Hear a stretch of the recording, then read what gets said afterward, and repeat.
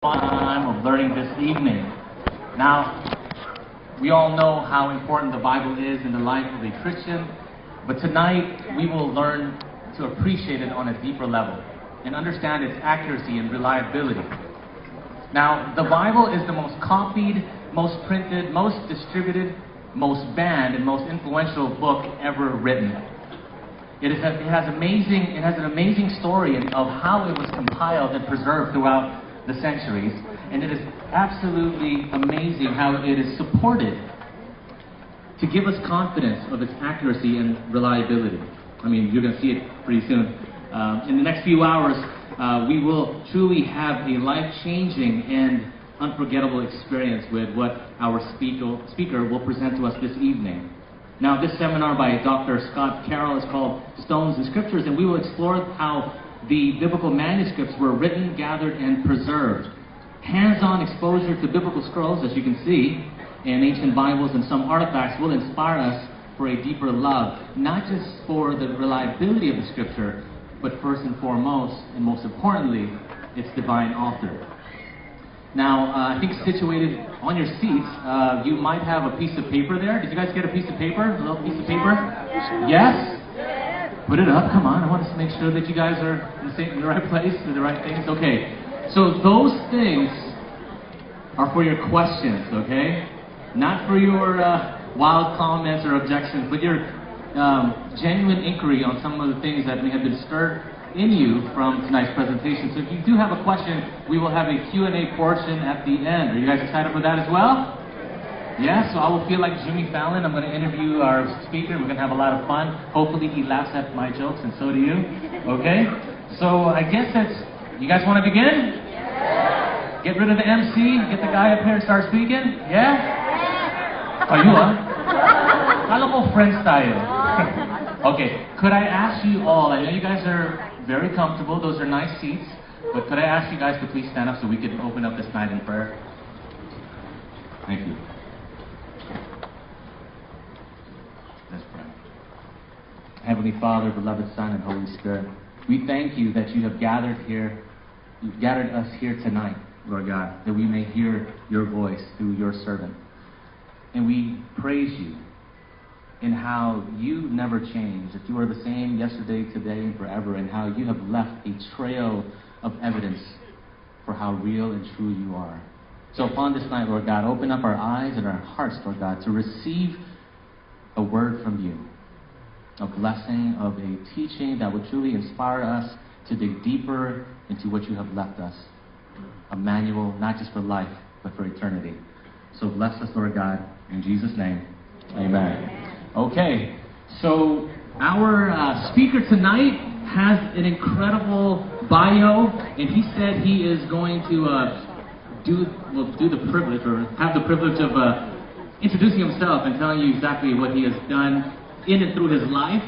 Okay, so I told him, well, I'm going to introduce you the way I used to introduce people back in the days when I was an MC. Is that okay? All right, so I used to be a hip-hop MC, as you can tell. Can you tell? Okay lang ba kayo? Ayun. So I want you to put your hands together. Put your hands together. That's right. Louder than that. Put your hands together. Put your hands together.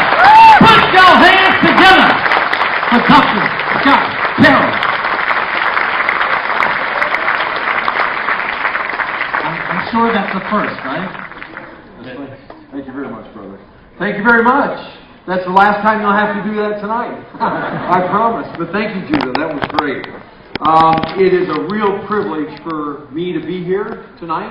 Thank you for the sacrifice of your time on Friday night. I know it's the end of a busy week for you all. And I pray by God's grace that the things that we do, the things that you see, the stuff that you encounter might stick with you and me the rest of our lives.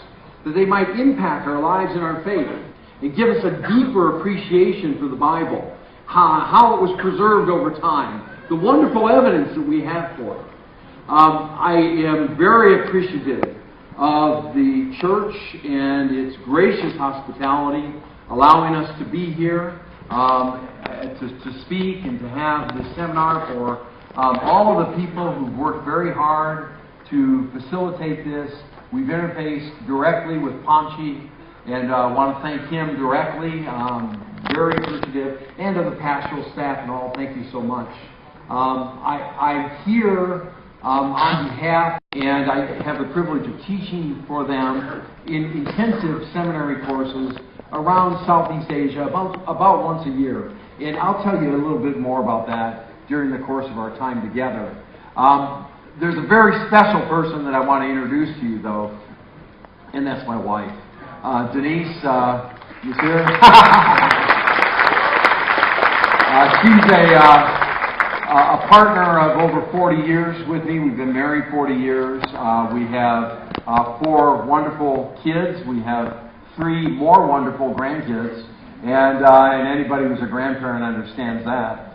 And we live kind of near Chicago, near Grand Rapids in Michigan, in a cold place. We've had 3 meters of snow this year so far. And I'll tell you a little bit about what I do during the course of our time together. We've been to the Philippines a number of times. Well, we love you. We love your country. We love your church.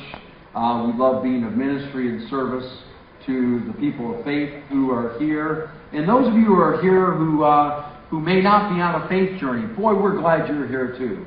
And there are a lot of interesting things, I think, for you to think about that we'll talk to you about tonight, and I hope that they will be something that you might consider. So, with that, why don't we get going, and let's start here and see if this works.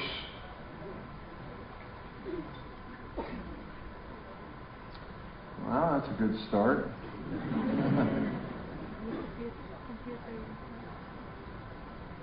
Ponchi! Oh, here we go. See, no, doing that. Shouldn't that be advancing it? Yeah, I'm fiddling with this. I put it in the other USB. Oh, hey, there we go. That's good. Thank you so much. Okay, let's start with the Word. And what I want to do is I want to think about it as a focus verse, what we're going to be talking about. And I'm going to talk to you about historical and archaeological evidence for the Bible and the sorts of things that I do and how over the course of time it's been transmitted and preserved. But I want to start with John 17:17. And we're going to peek in just very briefly to Jesus' prayer called his intercessory prayer, where he's speaking to the Father and praying for his people. And in the context of that, he says to the Father, sanctify them in the truth. And he says, your word is truth. Now, a couple observations that I'll make just very quickly. And these are things that many of you are already very aware of. The first is that the Bible gives us a lot of descriptions about itself. All right? It says that it's pure. It says that it's valuable. It says that it's eternal. It says it's without error. It's without lies. And so it's consistent. It's been established in heaven forever. It's divinely breathed by the Holy Spirit. And so on and so forth. So, that said, this is a description of the Word, one of many. That it's truth. And this is the context of Jesus' intercessory prayer. It's interesting, in John chapter 18, he has the interaction with Pilate. And when he's with Pilate, Pilate asks him, what is truth? And actually, one of the earliest papyri of the New Testament preserves that passage. And I have it to the side. It's written on both sides because it came from an ancient book, not a scroll. But I have it on the side where the word truth is in Greek, aletheis, if you know Greek, and you can see that. It's just interesting that Pilate would raise a skeptical question. What is truth? And we'll be talking about that. And we're told by Jesus in his prayer, uttering to his Father, that the Word is true. And if it's true, that means it's been transmitted accurately. It means that we should have evidence for it. You know, the Mormons, one of their religious books is the Book of Mormon. And they believe that the tablets of the Book of Mormon were taken up to heaven. So you can't study them. You see, the Bible is very different. There are thousands and thousands of texts that we can study. You know the languages and look at and compare to see, in fact, if it is truth. All right? Not merely or only and importantly in its theology and doctrine, but has it been preserved properly throughout time? So, these are some issues here. Slide again. Let's transition back to the slide. Hello? Thank you. All right. A fourth point, just very briefly, is to recognize that throughout history, the powers of darkness have sought to overthrow the truth, to try to say that the Bible's false, that it's filled with errors, and so forth. Now, I'm going to do this just very quickly. We're going to dive into evidence. But I want you to be aware of something. You see, the father of darkness is the father of lies. And he wants people to think that the Bible is not true, that it's not reliable, that it's filled with errors, that it hasn't been copied accurately. And a few things just to recognize here, just very briefly. Look at his strategy. Revelation 12, 3 and 4 talks about a rebellion in heaven where a dragon, Satan, causes 1/3 of the angels to rebel and fall down to earth. Now, how many angels are there? Well, there are a lot. In Revelation, it says that there are a myriad of myriads of angels. That means like a lot. All right? 1/3 of those rebelled. These angels were told in the book of Psalms sang hymns while God created the heavens and the earth. And of those angels who sang hymns, 1/3 of them rebelled against God. My point is, Satan is extremely influential and persuasive. He got those angels to believe that God's Word was not true. All right, back up again. The next phase that we have is with Adam and Eve. With Adam and Eve, if you look at the story in Genesis 3, Satan takes what God says and kind of twists it around. And Eve gets a little confused. And she's deceived, and Adam outright rebels. But he used, to get them to rebel, he used actually a distortion of God's Word. This is important to know. Look at the next one. You have, with attempts throughout history to destroy the Word and His people. Look at sometime Jeremiah chapter 36. Jeremiah dictates to Baruch, his scribe, write this down. Takes out papyrus. He's writing stuff down. Write this down. Write down this and that and this and that about Babylon coming and overthrowing Jerusalem. They go and they read it to the people involved with the temple, and they go get the king, and they read it to the king. And the king cuts it up piece by piece, column by column, and burns it. So Baruch goes back to Jeremiah, and God says, write it down again. And I'm going to add more to it. Read it. Chapter 36. You see, Satan has, and I could give you many, many examples throughout history, has worked actively, is working actively to try to destroy God's Word. In the Holocaust, over 20,000 Torah scrolls were destroyed. All right? In an attempt to try to crush and destroy the truth of God. But it can't be destroyed. All right, next. You have a confrontation with Jesus, the second Adam, in Luke chapter 4. Look at the confrontation with the devil. Look to see how the devil uses Scripture to try to get Jesus to sin. Jesus is sin. So if the father of lies doesn't care even when confronting Satan confronting Jesus, he doesn't. He goes to Jesus and uses Scripture and twists it and distorts it. And Jesus responds with Scripture. My point with all this is there's an eternal, vast conflict going on in the world between light and darkness, truth and error. And error wants you to think the Scripture's been corrupted.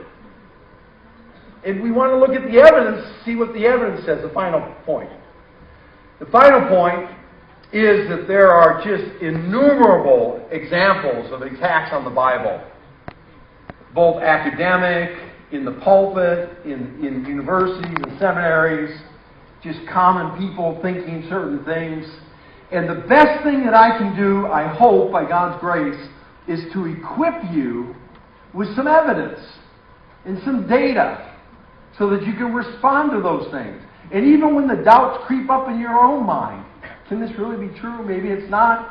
You've got data to answer that with. God has blessed us with evidence. He's blessed us with evidence. And it's our privilege to embrace these things so that we can answer the father of lies. And that's our quest tonight. So, with that in view, this is what I do. Kind of. This is a picture of a guy working 100 years ago at Cambridge University, at what was equivalent at that time to the discovery of the Dead Sea Scrolls. We won't even talk about this tonight, but 24,700 texts of Scripture were discovered in the crates in front of him. And not only that, but there were another 200,000 that he worked with, called the Cairo Geniza manuscripts. And so this scholar was working, identifying these texts. And we have a company that identifies ancient documents. And so my background is a PhD in ancient languages and archaeology. I've directed an excavation in Egypt. I've worked with thousands and thousands of ancient documents, biblical, non-biblical, and we work preparing them for publication, for people who own them. They're not coming out of the ground. They're owned by people. They come to us. In the past 2 decades, three decades now, I've been blessed to build consecutively the 2 largest Bible collections in the world. One is now the Museum of the Bible in Washington, D.C.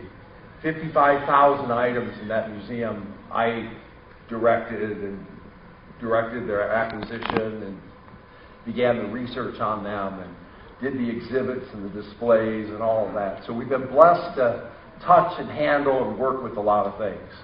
And so that's when I say my life is kind of like this. It really is. I know he's holding his head saying my head hurts. And I can understand that. So we work with all kinds of things. I work with a lot of papyri, which is like, we get the word paper from that. It's an ancient written source. And so, we work with texts that are biblical and ones that aren't biblical. We work with Old Testament texts. We work with New Testament texts. We're not so focused and narrow to say, well, just give me the New Testament, and, well, really just I want is Ephesians chapter 1, verses 1 to 5, and that's kind of a real narrow kind of thing. We're blessed to just work with it all. So we work with Homer, and we work with Plato, and we work with Aristotle, and we work with the Dead Sea Scrolls, and we work with New Testament stuff, and whatever the Lord brings to us. And so we have a real broad... So these texts are just a couple of examples of things recently that we have discovered or identified.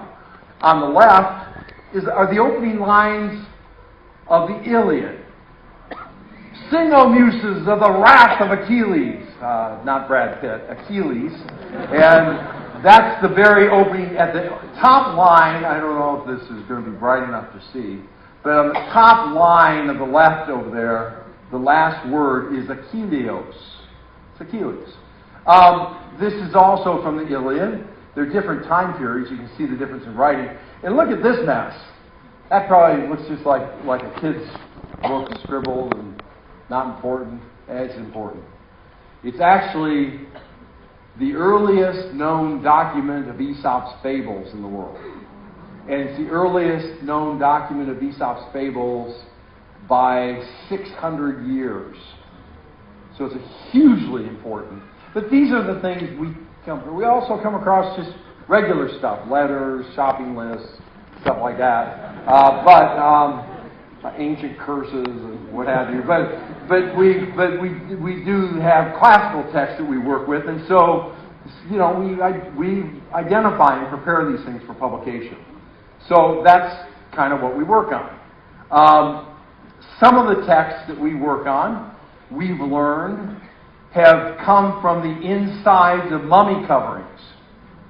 And so we work preserving the mummy coverings if we can, making determination, using CT scans and things like that, and actually drawing texts that have been reused as an infrastructure for a mummy covering and found enormously important, enormously valuable texts hidden away in all sorts of interesting places. Here's an example of something. These were used as plates. You can see there are different pieces of papyrus that are all kind of mixed. Oops. They're all kind of mixed together. And if you look carefully, some are upside down, right side up, and all that. Those things taken apart, all pieced together, were actually a very, very important ancient work.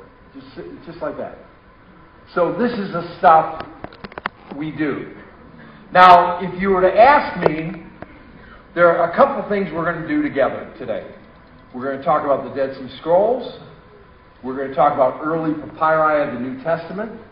We're going to talk about what ancient scribes, how they wrote and what they did. I'm going to tell you about the stuff down here. You're going to look at it. I'm going to answer your questions. But they're kind of systematically, we're going to go through things. If you were to ask me what is the most important biblical discovery of all times, I could say today the Israelis announced that they found a seal impression. My students in here from Asia Biblical Theological Seminary, my good students, where are you? Raise your hands. Where are my students? Look, you know what? They're like they have a halo glow of learning. They do. They really do. You put on your sunglasses when you look over at them because, Gene, thank you for your work. And Ivan, where are you, Ivan? Where's Ivan? He's here somewhere. Thank you so much for your work with ABTS.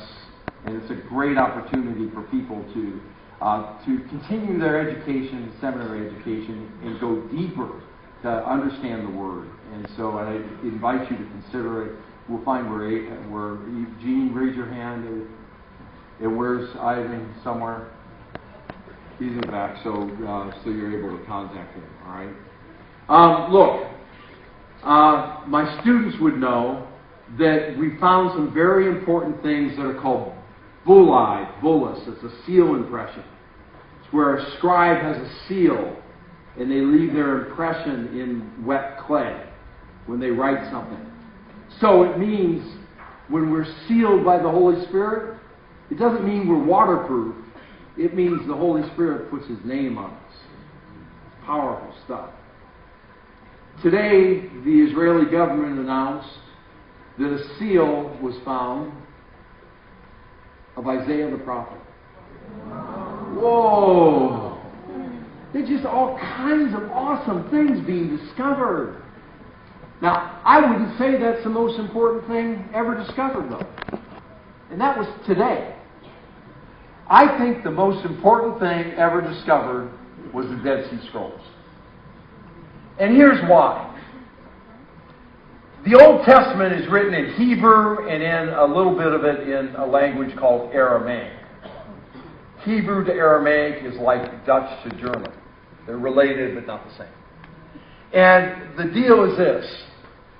The earliest complete handwritten, earliest complete, handwritten Hebrew and Aramaic Old Testament dates to 1000 AD. It's in the public library in St. Petersburg. It's called the Leningrad Codex. That's the earliest complete Bible, Old Testament. With the discovery of the Dead Sea Scrolls, you go back in time 1,200 years, 1,000 years, and texts of the Bible were found. From the time of Jesus. Unbelievable. So, tens of thousands of manuscripts were discovered. Now, you might dream of discovering buried treasure.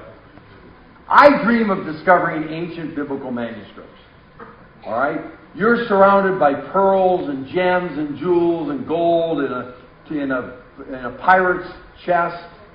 These guys were in caves surrounded by fragments of the Bible. All right?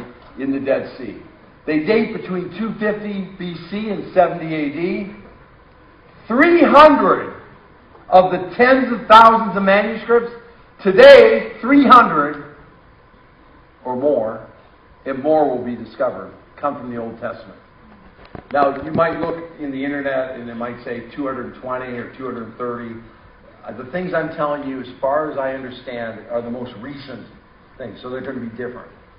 But now it's over 300 have been identified of the Old Testament. Unbelievable! So, here's the discovery was made at the north part initially of the Dead Sea, very close to Jerusalem. Here's the archaeological site, and there are caves all up in the hillside. There are 12 caves that they found things in. They searched many, many more caves than that. And then they found things all around the desert here as well, writings, ancient writings. The reason they survived was because they were in the desert. They're up in Jerusalem, they wouldn't have survived because, it snows and it rains and stuff like that. Not down here. It's only 30 miles away, but it's dry down with the low altitude and everything. All right. So, 1947 is when this happened. Into the 1950s. Many caves were searched. There are more locations all over the place. I'll make this PowerPoint available through the church to you. Okay? So don't worry about having to take screenshots of everything. We'll just give it to you, okay? I can't see your faces. So we'll figure out a way to make them. It's a huge file. We'll make it available to you. Now look, the archaeologists that made this discovery really didn't look too much like Indiana Jones. They were Bedouins. And it's usually the people who know the land. They're the ones oh my goodness gracious. They're the ones that know where to find things. So they know the land, they know the caves, they know all that kind of stuff. And so this here on the right is where the first cave... Thank you again. I got too excited. This is where the first cave where the discovery was made. You probably heard the story that this guy, they even have flattering names. One of them is named the Wolf. So these are Bedouins. And they're looking for their sheep and goats. They threw a stone into the cave. They heard something break. And they went in, which is unusual. They went inside. They found pottery. They found scrolls. They started searching other caves. 1947. That's how it happened. That's how the discovery was made. All right. So, this is cave 4. And they had to make an artificial hole to get into it, right up here. This is what it looked like cleaned out on the inside. What did they find in there? 15,000 manuscripts. Just inside that cave. Biblical texts, other texts, all kinds of things put away in the cave to keep them from the Romans. Unbelievable. All right, so, look, there's an archaeological site called Qumran nearby. The people who lived there, the Jewish sect, were called Essenes. They were an all-male sect. So they went like monks and lived in the desert. The cemetery has been excavated, and with this excavation of the cemetery, They can tell like if it's a man or a woman. You say, really? From a skeleton you can tell if it's a man or a woman? Yeah. A man's usually femur bone is bigger. The hips, God's created the hips differently. And every woman in here knows this one.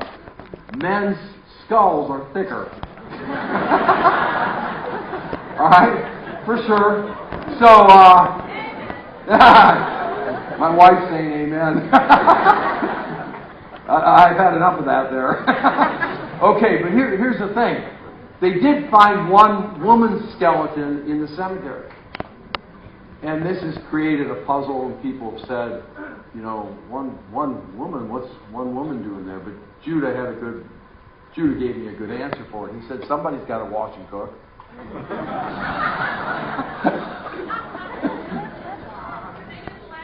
No, they didn't laugh.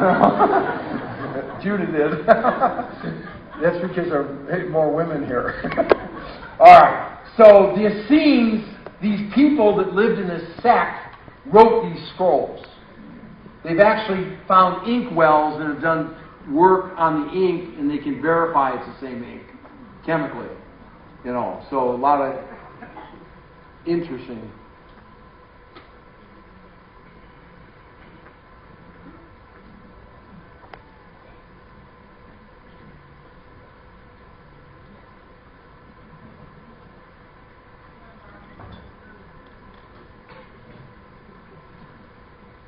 No. Okay, so this, I am sorry the projections kind of changed the format here a little bit, but this is the ancient site of Qumran. This is what it looks like. There are archaeologists who are working there. And basically the writings fall into different categories. But what you need to keep in mind is that 300 of them are from the Old Testament. Nothing's from the New Testament. Okay, nothing at all from things relate to the New Testament, but nothing from the New Testament. The Old Testament book that's most frequently copied is Deuteronomy. Now, probably because these people are strict Jews, and you know that would be an important book for them. All right. Okay, here's from the excavation. This is where they copied the text. Here's some examples of inkwells. Here are scholars working on things. Here are scholars working on things. All kinds of new developments in science and technology have helped us to read, like infrared photography. Look how this can't be read. It can be read when it's photographed under infrared. They do DNA study to see if the fragment comes from the same animal or not, to see if it was from the same scroll. So they do all kinds of things with the study of this stuff, and they're all over it, all right? All over the study of it. Of the different scrolls, of the Old Testament, there's actually a complete scroll of the book of Isaiah. Now, there are over 20 fragments from Isaiah, and there's a near complete scroll, but there's a complete scroll, and this is what it looks like. It's 24 feet long, and, wouldn't it be interesting? This dates to 150 BC. Wouldn't it be interesting to compare this 150 BC with our Isaiah today? Right? Because the Father of Lies says things have changed over time and been corrupted and things like that. So here's the truth. Of course it's been compared. And there are, fasten your seatbelts, there are 2,600 differences. No, listen to me. Almost all of them are word order, spelling of words, very, very minor things. When compared 150 BC with the book of Isaiah today, it's over 95% the same. All right? That's awesome! And the 5% that isn't, has nothing to do, it's important, but it has nothing to do with theology, doctrine, prophecy, things like that. There's just little things. And most of them are connected with just different translations. They had different translations at that time. If you compared one of your English translations with another, there are going to be differences. And so many of the differences can be explained that way. Very, very minor. The scholars who have looked at it have said it's been absolutely incredibly preserved over time. So you can be confident in that. That's the second longest book in the Old Testament. Right? You have the capability of comparing. So when someone comes down the line and says the Bible has been corrupted over time, you can say, wait a second, Dead Sea Scrolls, Book of Isaiah, over 95% the same. Unbelievable. All right. So, there are texts written in Hebrew, there are texts written in Greek, there are texts written in Aramaic, and there are actually texts that are written in secret codes. One was like a week and a half ago, was deciphered by a scholar. So they would write things in secret codes and things like that. They had all kinds of different things going on here. All right. There are not only Bible texts, but other texts of sorts, including a very popular one. This is Aramaic, called the Book of Enoch. The Book of Enoch tells a story about what happened in Genesis chapter 6 with the Nephilim. You've heard that before, right? The story of the Nephilim and all of that. Well, this is the Greek text of the Book of Enoch. Okay, so you can come up when you have opportunity to and read it and look at it. And actually the Book of Enoch, while not the Bible and not inspired, is actually quoted in the New Testament by Jude. All right. So in the book of Jude, quotes from the Book of Enoch.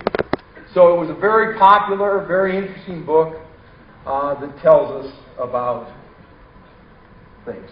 There's even a treasure map. And we think that the Jews... Yeah, thanks. How did that change? That's good. The Essenes put together like a fake treasure map and left it for the Romans. So the Romans would go out looking for things and get lost in the desert and never find them. And things have never been found. But kind of a fake treasure map called the Copper Scroll. And that's what you're looking at there.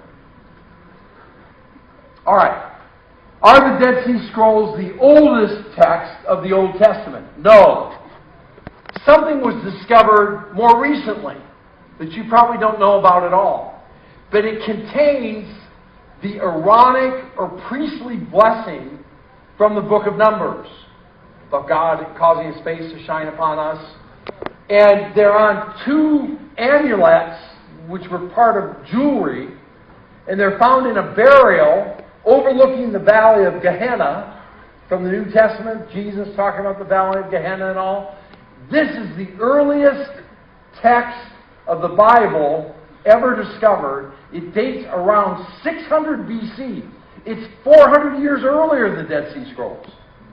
And it survived because it was written on metal. So it did grow. Look at it. For me, if you've got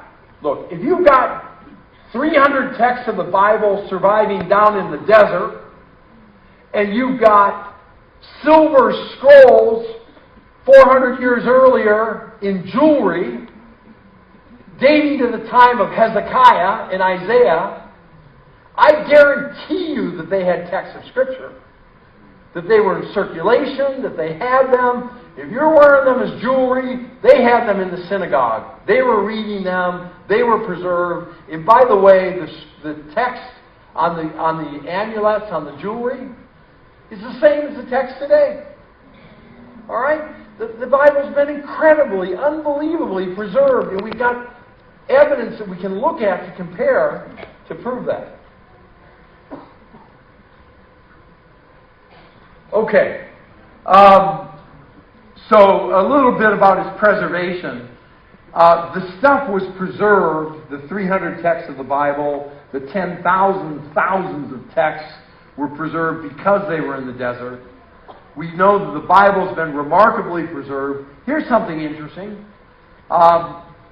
Liberal scholars have said, like with Daniel, oh, Daniel must have been written a lot after his time because of the prophecies. The prophecies were added later. Daniel couldn't have been written that early in Daniel's time in Babylon. Well, a bunch of texts of Daniel show up at Qumran, dating to the time that the liberal scholars said Daniel was written.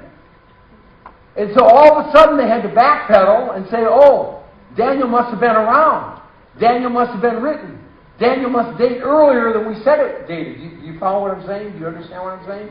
So because you have a lot of texts of Daniel, it proves the historical account of when Daniel was written over against what was assumed. So that's another interesting detail. Okay, back one. The Dead Sea Scrolls also tell us all kinds of things about culture and history and religion and linguistics. They help us translate the Bible better. They give us more information about what's going on. So they're filled with all kinds of information that go beyond just the 300 texts of the Bible. So it's just a treasure trove of stuff that God's blessed us with in our lifetime. And these studies and research is still going on. I've worked with 13 Dead Sea Scrolls that aren't published yet. They're right in the process of being published now. Things that aren't known. I've seen things that aren't known by other scholars because they're owned by the family that was involved with the major discovery of the Dead Sea Scrolls called the Kondo family. I've seen 3 columns of Genesis, a text of Genesis this big that's not published. And Emmanuel Toad, who's a colleague of mine who published the Dead Sea Scrolls, hasn't seen it. So these things are kind of like some people see them and other people don't, and they're not published yet, and things still, they're not being found in caves, they're owned by people, and they haven't been published yet. So there's still a ton of stuff left. More to be done, more to be discovered, more to be understood. So when we say 300, that number's going to get higher. There's just more there. I know there is. I've seen it. So I'm just telling you, it's an amazing, wonderful day that we live in. All right. Now,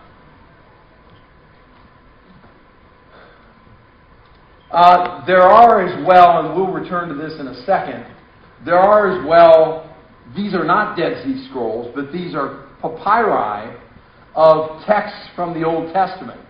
So we have Genesis over here. This is Genesis, and we've got right here the name Ishmael, and it's talking about the circumcision of Isaac and Ishmael, the earliest passage in the world of that. So interesting things that survive. The text on the left is something I worked on a few months ago, and it's a text from Exodus, and here we have Moses' name right there.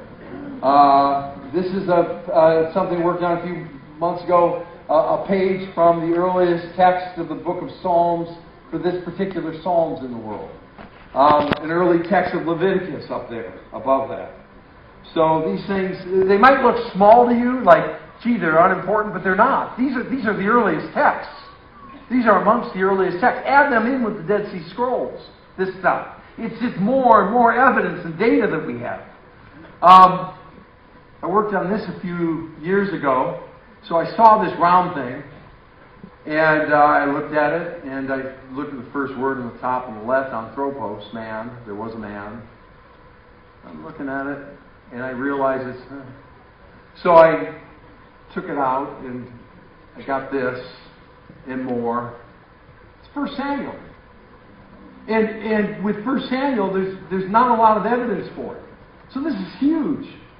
And you know what was underneath it? Homer's Iliad. So all together in one package. So you had it all right there in that, mixed up together. Unbelievable. What do we have over here?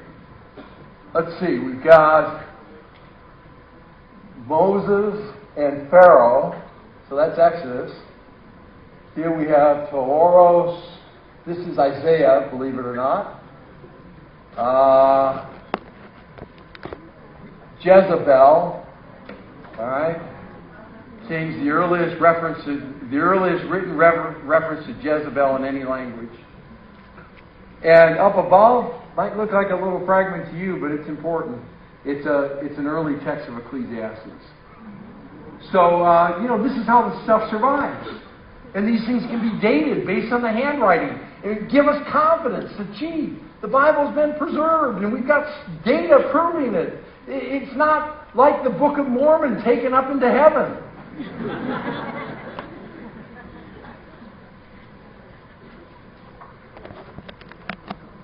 Okay, so I was on a flight. Probably you really need to know your stuff and focus on that. I was on a flight and flying cross country in the United States, and I had this Mormon missionary guy next to me. And I was asking him this stuff for like 5 hours, and saying, why is it that your Bible doesn't have, your Book of Mormon doesn't have evidence for it like the Bible does? How come God cares about the evidence in one case and doesn't in the next? This is wonderful stuff that God's kissed us with. All right, so what about the formation of the Bible quickly here? We've got early papyri, and the early papyri are actually found in a lot of them in ancient garbage dumps, where they've been thrown out, yep. So this is one, you wouldn't think of it, you look at this. Some of the most important discoveries that relate to the Bible came from right here. Right here. A place called Oxyrhynchus, found by these guys. There's the excavation. There they are working in the dust, looking for pieces of papyrus, growing in marshes in Egypt.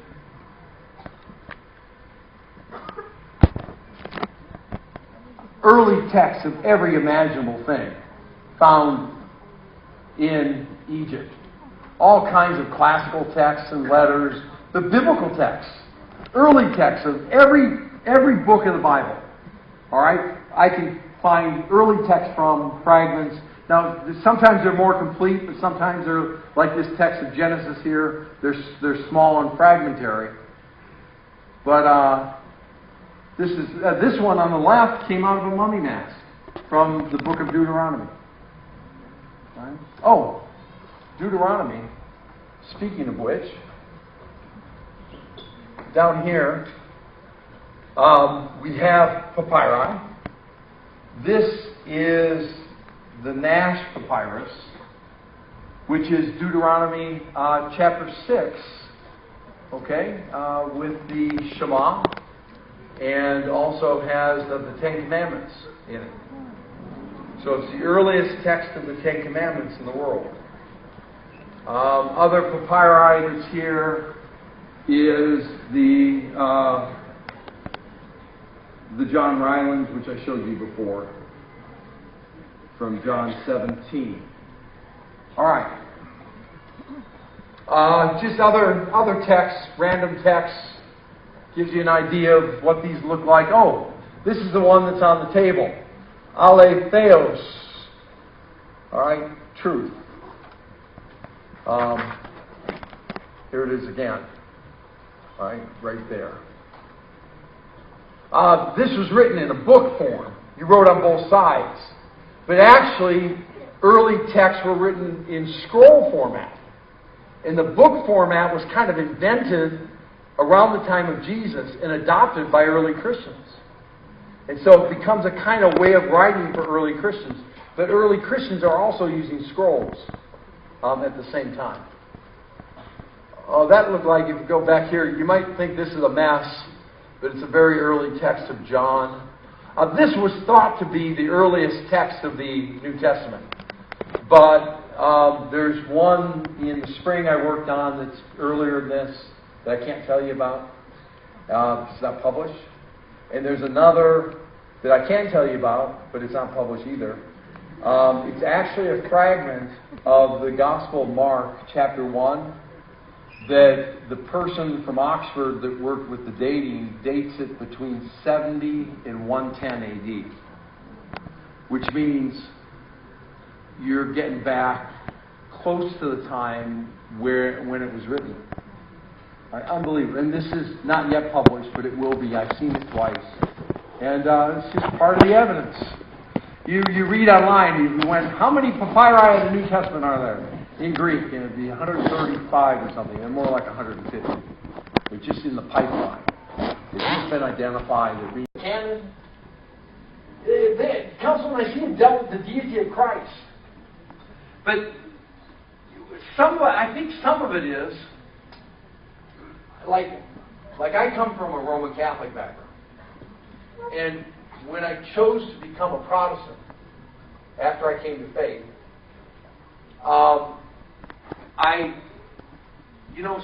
early on, I didn't appreciate my historical roots. These things are important to understand. They're important to understand our story and to know it. And you can be deceived if you don't. So all I'm saying is this. No church council got together and said, this is the Bible you're going to read. Instead they said, what Bible are you reading? What are you reading here? What are you reading there? What are you reading here? And collectively, universally came to a consensus. But this is by 350 and earlier, where they said 4 Gospels within a couple generations after Jesus. 4 Gospels. Forget the Gospel of Thomas. Forget these other lost Gospels. So we have 4. And that's what the early church held to. And so we have, knowing the canon and how the canon was formed is very important. And so this is all interesting. So the earliest near complete Bible is 350. And then we have others, and we've got 2 leaves from both Alexandrinus, which is around 400 here. And then the 4 Gospels, Washingtoniensis here. So 4 complete Gospels, so gives you an idea there.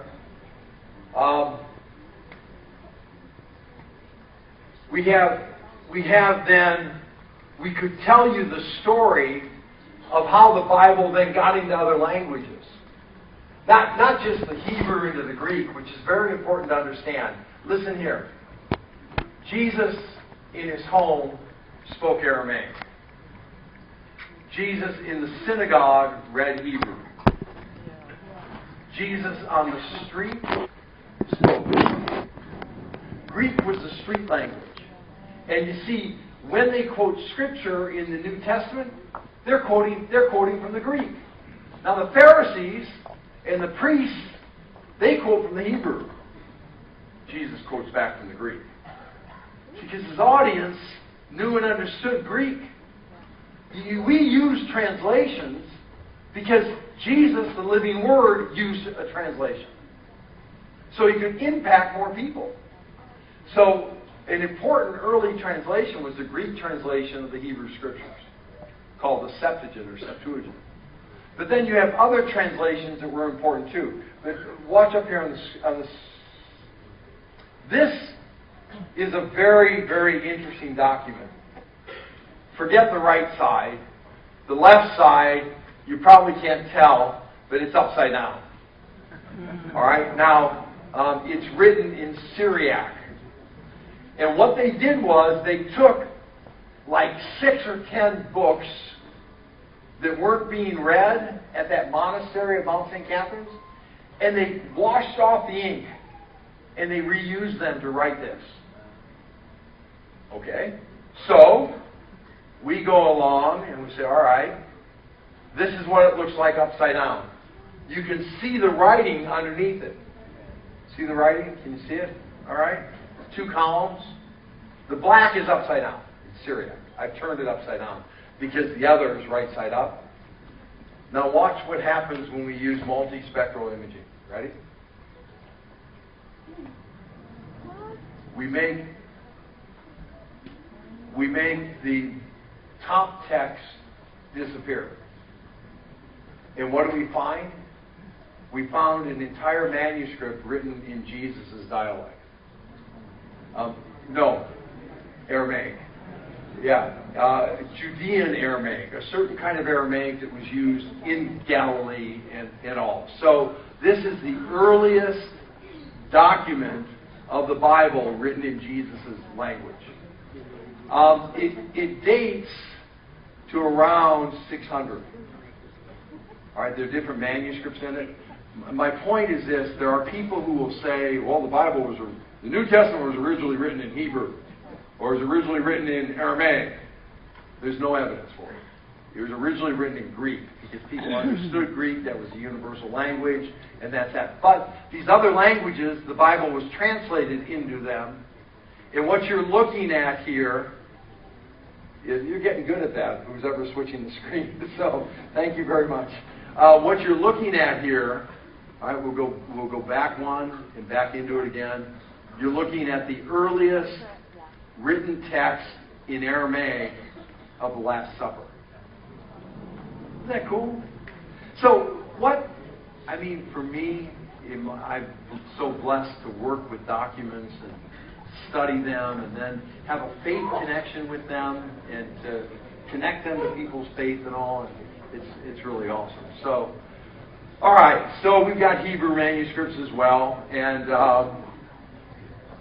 I just learned about one more Hebrew manuscript that I had no idea existed. Learned about it 3 weeks ago in India. That had gone from India and is at Cambridge. You say, well, it's at Cambridge. Everyone knows about it. Nah, not really. Not really, because this manuscript was at Cambridge. And it was acquired by the people who have the Museum of the Bible, and we studied it, and it's on display there. So people can have something, even a great university, and not know exactly what they have, and have the resources to study it. That happens all the time. And then they sell it, because they need the money. So, all right, so Hebrew manuscripts, that's a whole other area of great interest. Check this out. We actually have, with writings, we've got, like, church fathers, okay? So like a church father, like Saint Augustine said, the church tradition that you should accept is tradition based on a proper interpretation of Scripture. I agree with that. All right? They're not always right. They're not always wrong. But you know, God used them in their place and time. Check this out. St. Augustine. Where's Judah? Judah! You went to the restroom? All right. So when he comes back in, everyone clap. Clap! Judah? Okay, so we're talking about... Golly. We're talking about St. Augustine. All right? You told me at dinner that you were converted at 30. St. Augustine was converted at 32. Okay? Raised in his mother was a Christian, Monica. His father was a pagan. That's the kind of home he was raised in. He came to faith. He wrote a lot of things. You all know that. Maybe you don't. He wrote a lot of things. How many times do you think St. Augustine quoted from Scripture in his writings? It's up on the screen, right?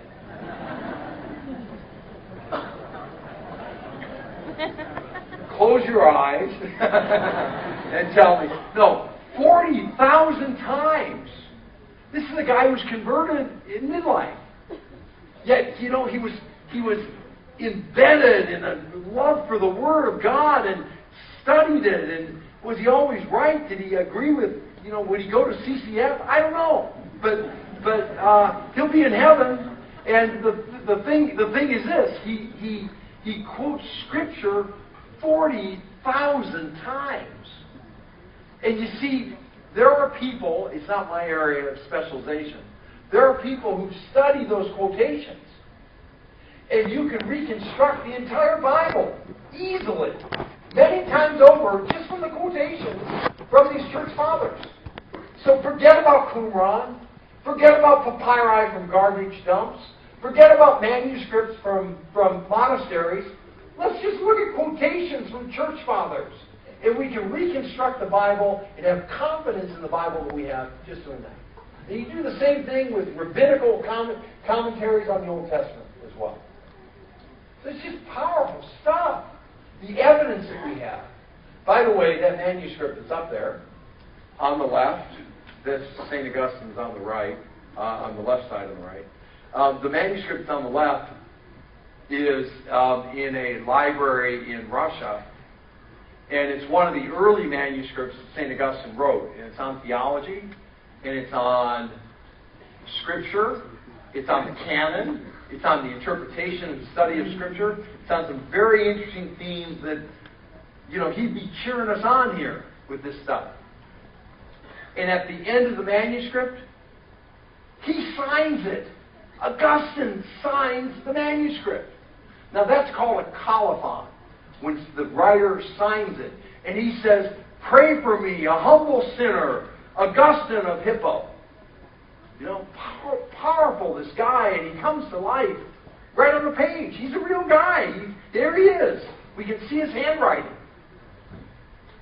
All right, church fathers. Okay, so here's the manuscript evidence that we have for the Bible. The second most copied book in the ancient world is Homer's Iliad. There are around 3,000 copies of Homer's Iliad. All right, it was the Bible for the pagans. Let's set aside the Bible for a second. How accurately is Homer's Iliad copied? I did a presentation at a major state university in the U.S., and it was on the reliability of the Bible. And I decided I would do it for pagan works. And so just looked at Homer's Iliad.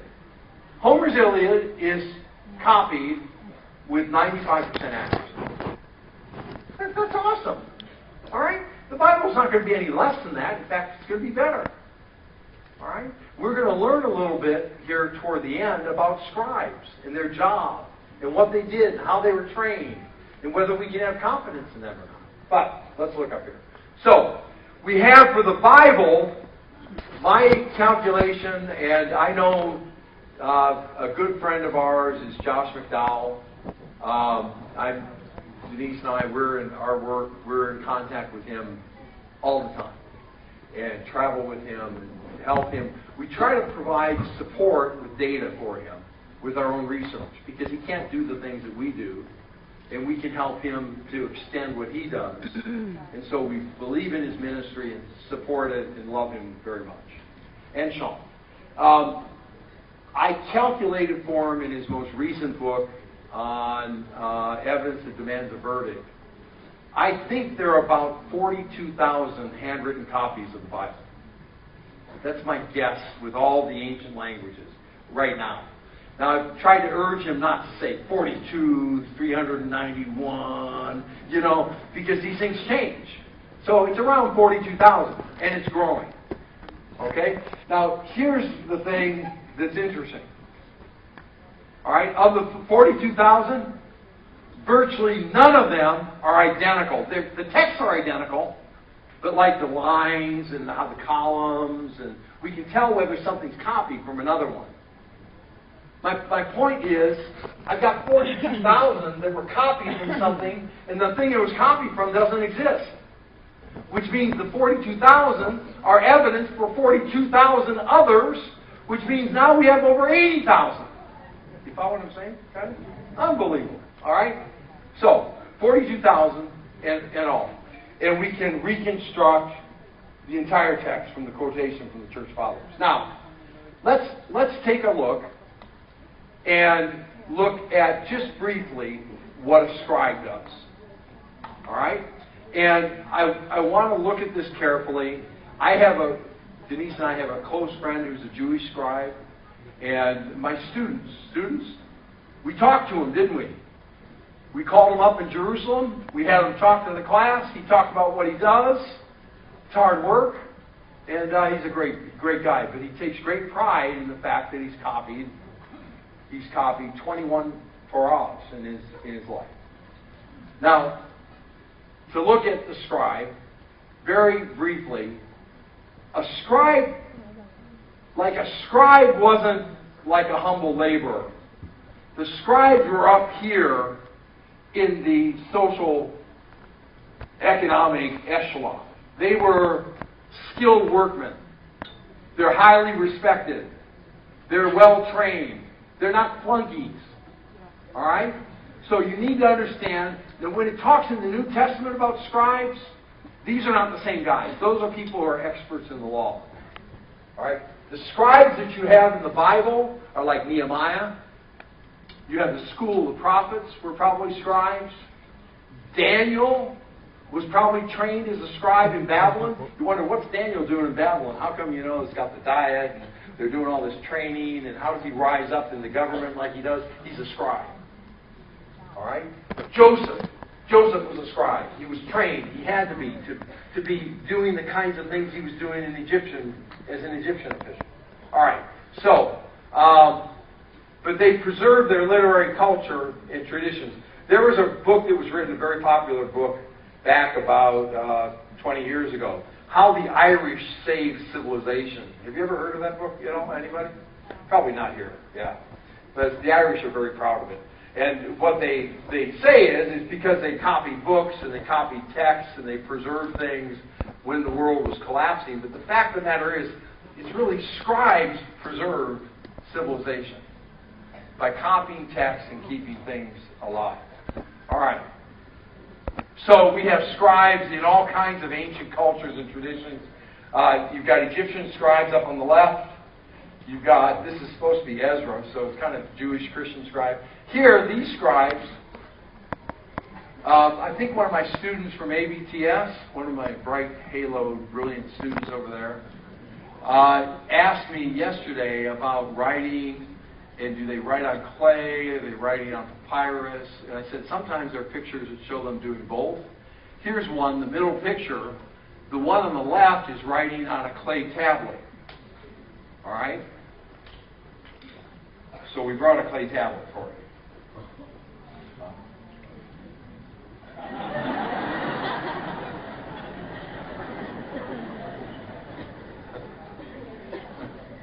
We brought a clay tablet for you. And this clay tablet, I would estimate, is 4,000 years old. All right? Now, the writing is cuneiform. It's done when it's wet with a reed. It's wedge-shaped, kind of like chicken feet. The person on the left is writing on a tablet. The person on the right is writing on a papyrus.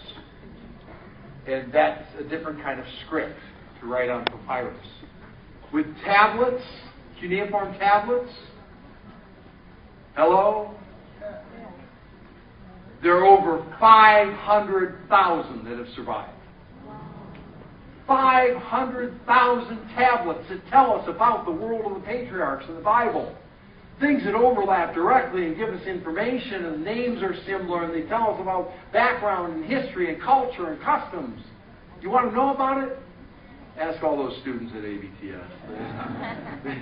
They know it all. They're learning. They're doing a good job. I love them. God's blessed us with evidence at that level. All right, wonderful stuff. So we've got thousands and thousands of texts that we can work with and study, and they have different things. And I told you today, Isaiah's name is discovered. It's an ongoing thing. All right. So, scribes. They had different gods associated with writing, which makes it very interesting when God writes the Ten Commandments. It's the finger of God over against the ancient culture where they have their different gods overwriting. So this is powerful that God is doing that.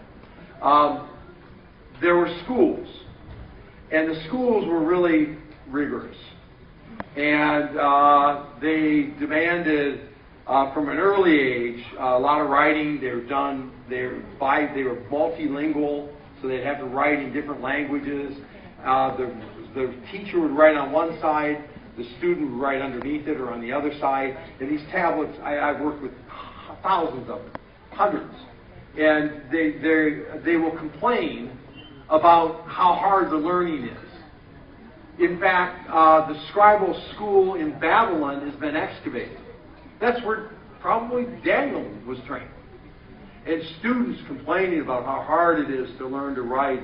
But they had to be exact with what they did. So when you think about scribe, you think about someone copying and stuff like that, you've got to think about somebody that's been carefully trained. They know their things. They're reliable. They're a higher level of society, and so on and so forth. All right? So here is a scribal school that's been excavated. These are writing tablets. They're usually round. Here, they'd be associated with libraries, like the Great Library of Alexandria, the Lost Library of Alexandria. Two different ways of copying. One would be by dictation. This person's dictating and the people are copying. Here are a couple people copying. And another one is where they copy from an exemplar. So they're looking at something and copying it. That's more common to do it that way than this way. But in Jeremiah chapter 36, if you're reading that about Baruch, Jeremiah is dictating to him. Baruch's writing down. All right. Speaking of Jeremiah and Baruch, two of these have been found. It's a seal. All right, so it's from a ring. It's a seal impression. What does it say? It gives us Baruch's name. It is Baruch's seal impression. Jeremiah scribe. Actually, the other picture, my students, my scholars, remember the other picture? What did it have up in the left-hand corner? It actually had Baruch's thumbprint pushing down. So we got the thumbprint of Jeremiah's scribe. I mean, how much more real do you want than that? I was telling them last night or something. I work with my students on ancient manuscripts, and they say to me, you know, in the middle of the night, we're working, they're learning a language. Hey, Doc, come here. Come here. Hey, Doc, come here. Look. It's the scribe's hair. You know? And so it's like, they connect with it, and they're thinking Jurassic Park and bringing them alive. But if there's a connection, and so when you see Baruch's thumbprint on the bullets, on the imprint from his ring, this is real stuff. This is real happening. These are people that we can connect with that are in the Bible. It's just good stuff. And this is, you know, another thing that we can do is, and this is kind of my world, my wife, our staff, my students, we work with ancient documents. So we can look at them and see what's going on and study them and so forth. And I'll give you some examples of that in a second. All right. So I can look at this, and I can see in the margins all kinds of things that are going on that tell me about how it's been copied. All right.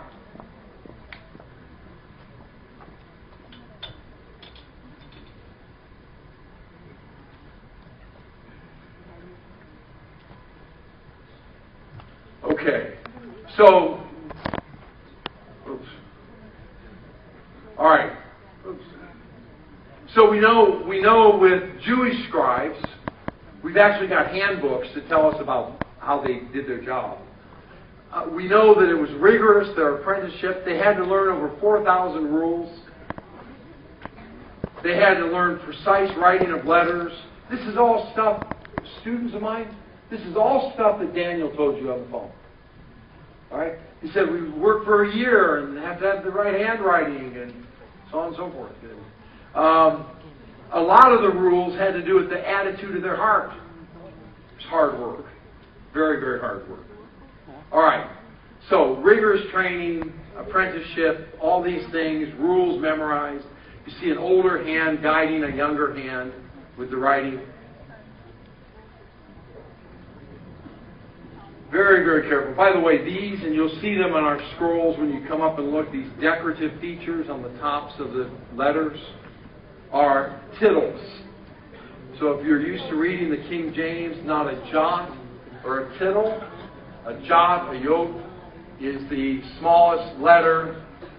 Okay, so it's like up here. All right, the tittles are these. And the point is, with what Jesus is saying, not the smallest aspect of the text will change. See that? Not the smallest aspect of the text will change. In fact, what he's saying is, not only will the smallest letter not change, but not even the decorative features that really have nothing to do with the meaning. None of that. It'll all be in place. Okay, so there they are. It's a collaborative work, the work of writing a scroll. I'm going to illustrate that to you in a second. And here's a soper at the very end of Deuteronomy. Yeah, I told you a colophon is where a scribe signs a work.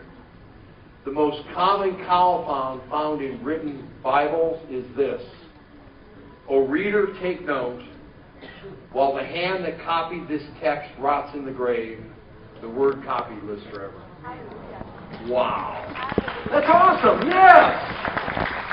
That's powerful stuff. And I don't know if there are any professors that are in here, people with advanced seminary training, but the person who tipped me off to that was a former person on our board and close colleague, and that's Bruce Metzger. So if you know the name Bruce Metzger, that comes from his heart. If we go back and think about this, where they're working together to make sure it's exactly right, I would like to take this scroll. It's open to Exodus through about Exodus 20. But if I could have my ABTS scholars come here, please. Come here. And let's go up on the stage so people can see.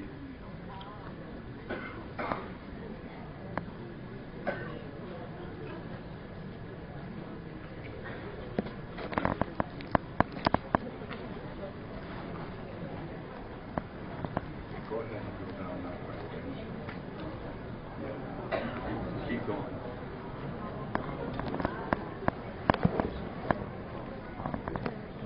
Keep going. Binubuklat ngayon yung ano,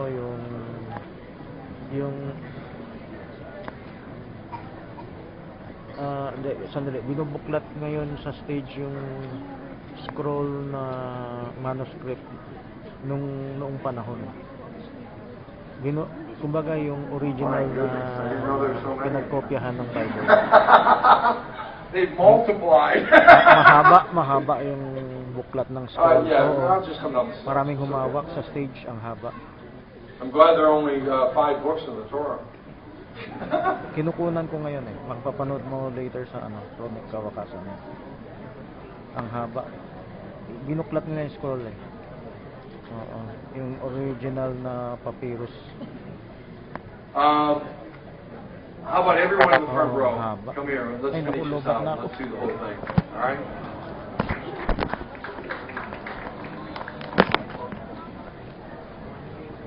Kailangan ko ng charge. Ako, patay, mamamatay ito. Come on, CCM, come to my rescue. Yes. To mark where there need to be corrections of letters, where they chipped and they need to be corrected. You may have heard somewhere along the line that if a Hebrew scribe or Jewish scribe made a mistake, they would throw away the scroll, they would do this, they would do that. That's absolutely untrue. They did something much more important than that. They fixed it. Alright? The scrolls that we analyze very commonly can have anywhere between 500 and 2,000 corrections in them. Usually it's the shapes of letters and things, but sometimes they've actually erased complete lines. Extension ba na nakalagay? Like there. Extension And here. I mean, they're all over the place. And the point is this: someone might come up along the way and say, that scroll's got 500. This one probably has 1,500. That scroll has 1,500 errors in it.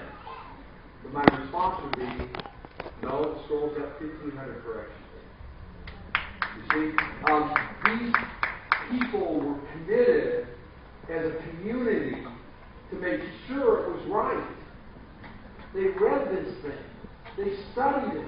And if there was anything in it that was in any way an error, it was corrected. And I can take you through and show you that with the scroll that's laid out in front of you. So it very powerfully illustrates that. You've got the Ten Commandments there. You also have the Shema. Hear, O Israel, the Lord your God is one Lord. Right there. This is the end of Numbers.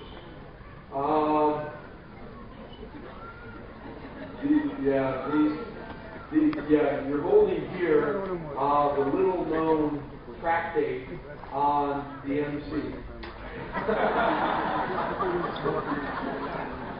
Here, switch a minute. Come over here.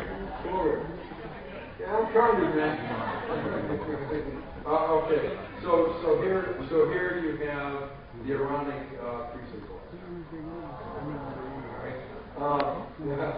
So this is not blood. So different things here. The end of Leviticus, at the beginning of Exodus. Look at like this. This is correction. This is real easily. Columns vary in length and so forth. The Ten Commandments here. This is the parting of the Red Sea. So this is Exodus chapter 20, and 15. So the Song of the Sea there. And the end of Genesis here. So we have the very beginning of Genesis right down here, if you're holding. So you write right to left. All right? And that's what you have. Now, my guess is there are about 20,000 scrolls in the world today.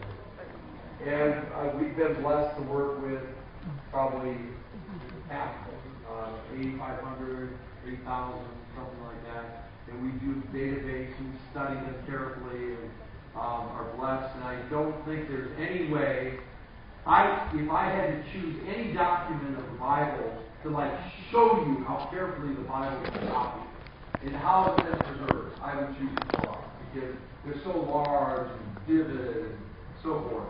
Of course, you have with Jesus in the synagogue in Nazareth. He goes into Nazareth after he battled with Satan. We talked about that at the beginning here. He goes into the synagogue and he reads in Isaiah. You know what's going on there? He's reading the Torah. In the synagogue, they read the Torah, and then they read from the writings, the other prophets and so forth. The reading that he read had to do with his messiahship. That happened to be the reading for the day. Do you understand? He went into the synagogue, the reading for the day was about him. And he read it and sat down, which would be the typical pose of a teacher would teach sitting down. Waited to hear from him. But he said it all. He read the word.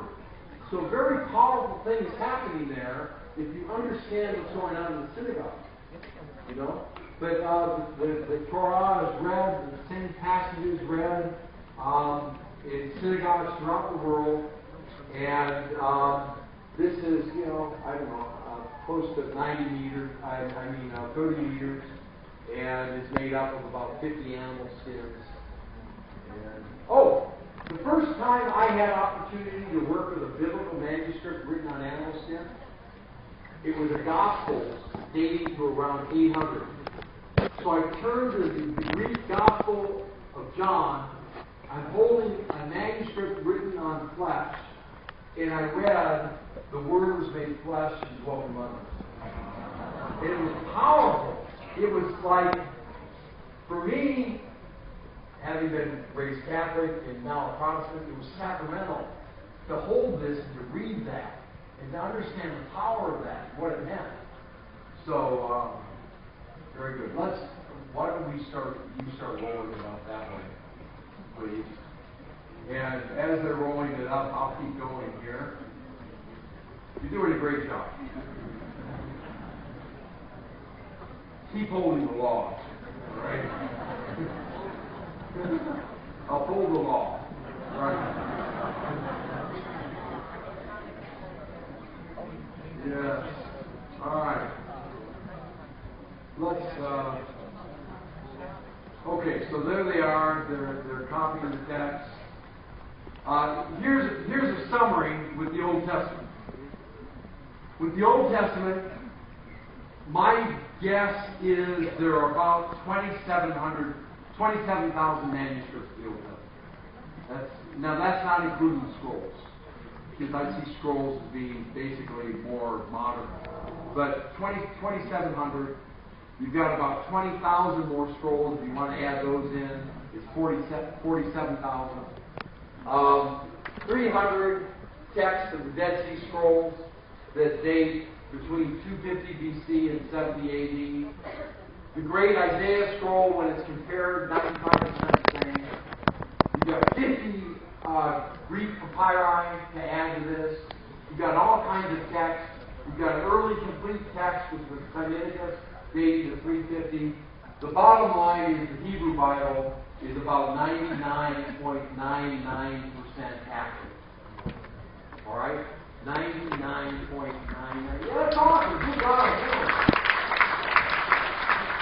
All right?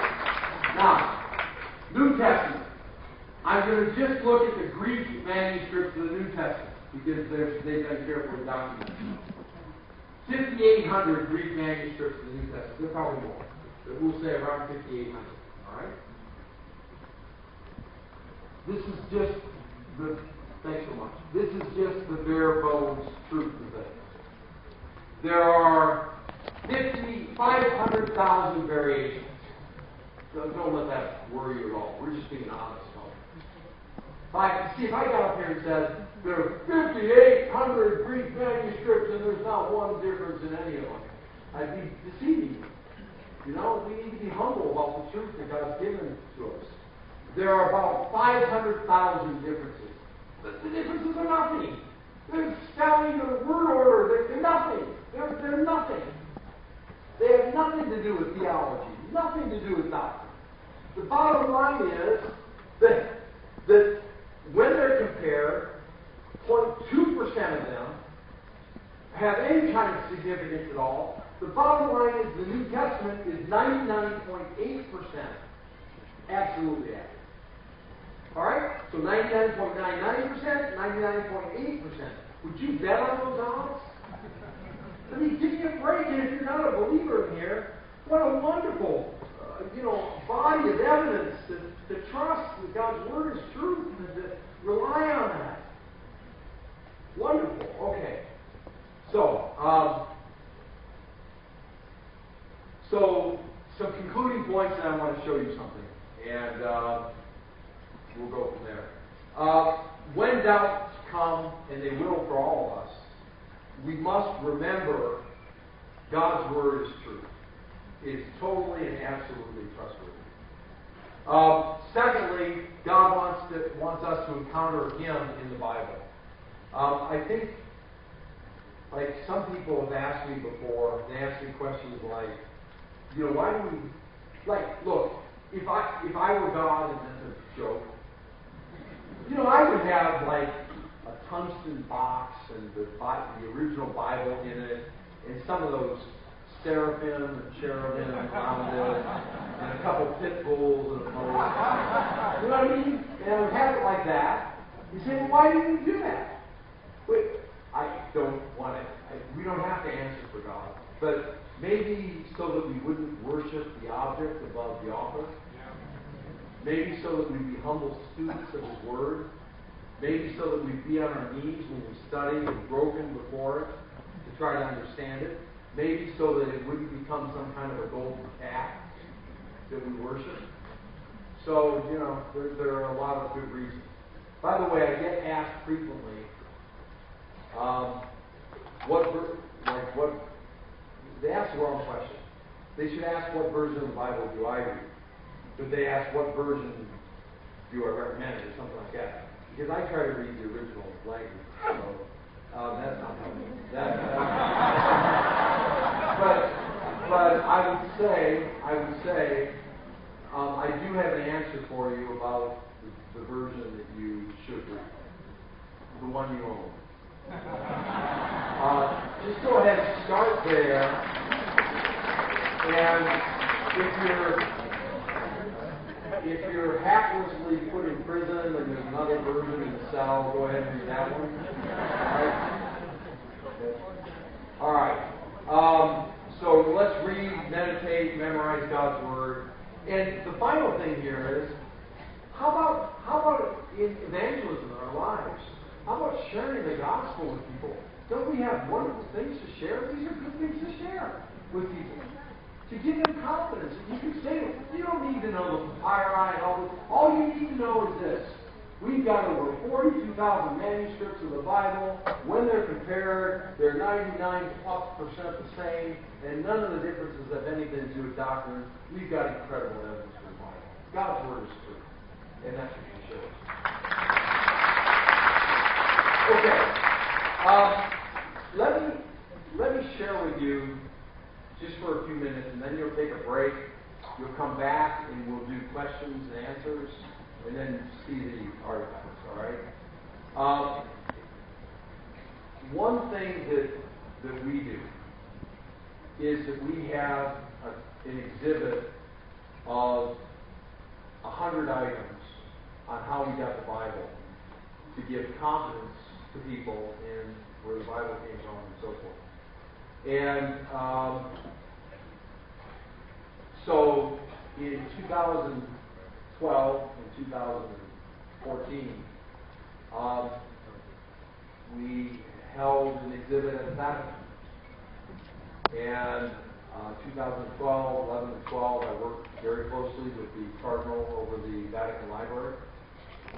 I did tell him, honestly, that I was expelled from 3 Catholic schools.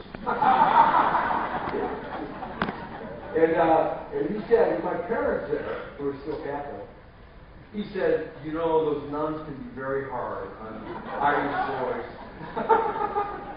So I felt kind of at his level absolved, even though completely cleansed by the Lord. But it was, I thought, wouldn't it be interesting to do an exhibit on the Bible in St. Peter's Square?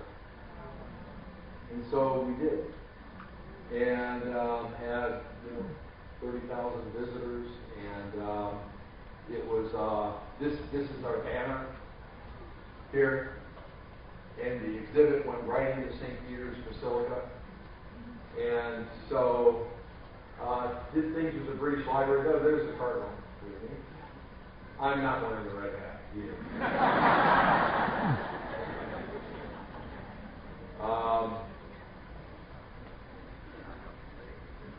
So the next stage, a year ago, we went to Hong Kong. And if you're familiar with Hong Kong, we were given St. Andrew's Historic Church, and it became a museum. And we did an exhibit there, and in 20 days had 42,000 people come through. People coming from Beijing just for the day, just because they heard on social media about it. Things done in Cantonese, things done in Mandarin, and things done in English. We had a station for people just to write successively from the scriptures, and we had in 20 days, they copied over half the Bible. It was awesome. Had a lady, I don't have a picture of her, I guess, had a lady who was converted at 98. She had just learned how to write, and she waited in line to go and to write her Bible verse. Awesome, yeah. We have an exact replica of the Gutenberg printing press. And so people waited in line to press a page from the Gutenberg Bible. And we wait for hours to do it. And we ended up having, we printed 4 Gutenberg Bibles in 20 days. Unbelievable. And people with their little kids came, school kids came, of all ages, and had thousands of school kids come, seminarians came, all the pastors from Hong Kong, and the Catholic Church too. We did things at all levels. The Jews, we did things. People are coming off cruise ships, coming to it. Just packed with people. Orthodox. Just a few weeks ago, we've been working hard with the Russian Federation, and they've gotten permission to do an exhibit in Russia. And we will be doing it at the Hermitage, which is one of the top museums in the world. We will do it in their parliament. They want it done in their parliament in Red Square, and to do a smaller exhibit at the Lenin Library. Hello? Lenin? That's not John Lennon, folks. Right? The Lenin Library, and then in one of their major art galleries. Things with the Orthodox Church, and the Catholic Church, and of course the Protestants and the basics. So I'm saying all this to say, well, we're exploring coming to the Philippines. And we'd love to, we would love to do that. And so please, if God reminds you to pray for us, we have some strategic meetings coming up. And we'll work at all these different levels. It's not going to be tomorrow. This is something that, takes like a year to organize and so forth. But we would love to come with 100 items in museum cases, and the focal point of the items would be, how did the Bible come to the Philippines? So we celebrate that in the context of the Dead Sea Scrolls and everything else, and hopefully have an evangelistic thing around it. So after we're done with this wonderful, brilliant ABPS squad, it's my joy. It's my joy always to teach in the Philippines. It's my joy to teach for ABPS. So I urge upon you to think about that if it's ever something of interest to you. We go to Papua New Guinea, where we're also in dialogue with them. There they have 1,200 languages. They have 600 active translations going on. They've got thousands of translators there, and so in a very strong Christian base. To go and to bring items. Our idea is to bring things that people would never have opportunity to see ever. You just wouldn't have opportunity to see these things, but to see a huge number of them, and to build around it a message that God's word can be trusted, that it's reliable, that's been preserved for us, and we can remember that, and share it with other people, and that's what our passion is. And so we've come to the end of our discussion in here. We'll do questions and answers and so forth. You've been very patient, and I appreciate that. I know this goes for a long time. You will be tested on this material. The test is called life. When you leave here, some of these things, the more important things you hang on to, and are able to use in your wonderful church context here that God has blessed in such a wonderful way. It's a great blessing to see all that's going on here and the work of all the ministers and all the teaching activities and so forth. What a wonderful setting. I will dismiss you to stretch your legs, or do I turn over to you? I turn over to you. Yes. All right. So you can take a break as well, too. Thank you. Can we give Dr. Scott a round of applause?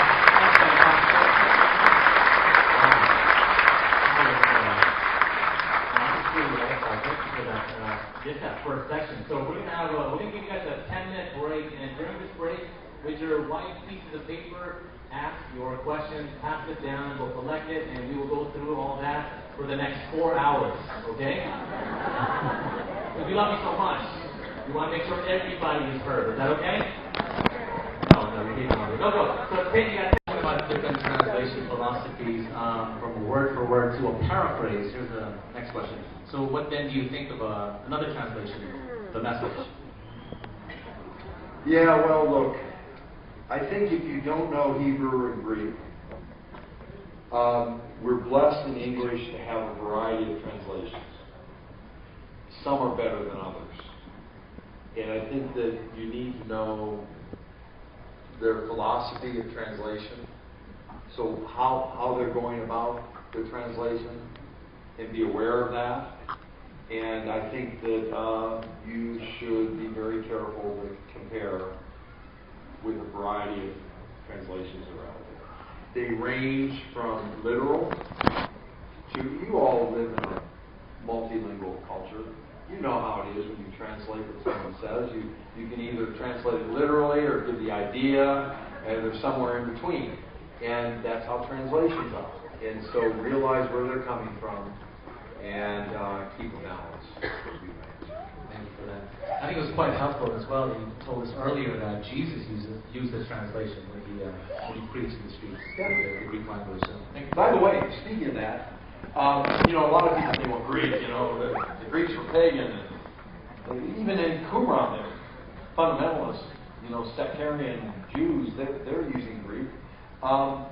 The earliest documented use of the word hypocrite. A hypocrite, technically in Greek, means actor. It's someone that wears a mask, and they're judged. Under judgment is literally what it means. They're judged, play kind of on an ongoing basis.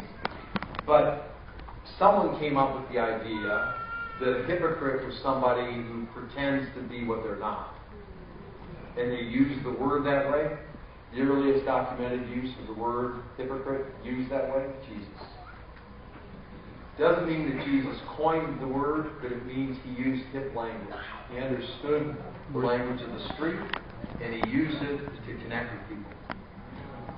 That's right. So my next question for you, you know what I'm saying? Jesus. He was hip. He was God. Okay. So where do we find dinosaurs in the Bible? That's the question of the night. Well, yeah. Sometimes dinosaurs are found in pulpits.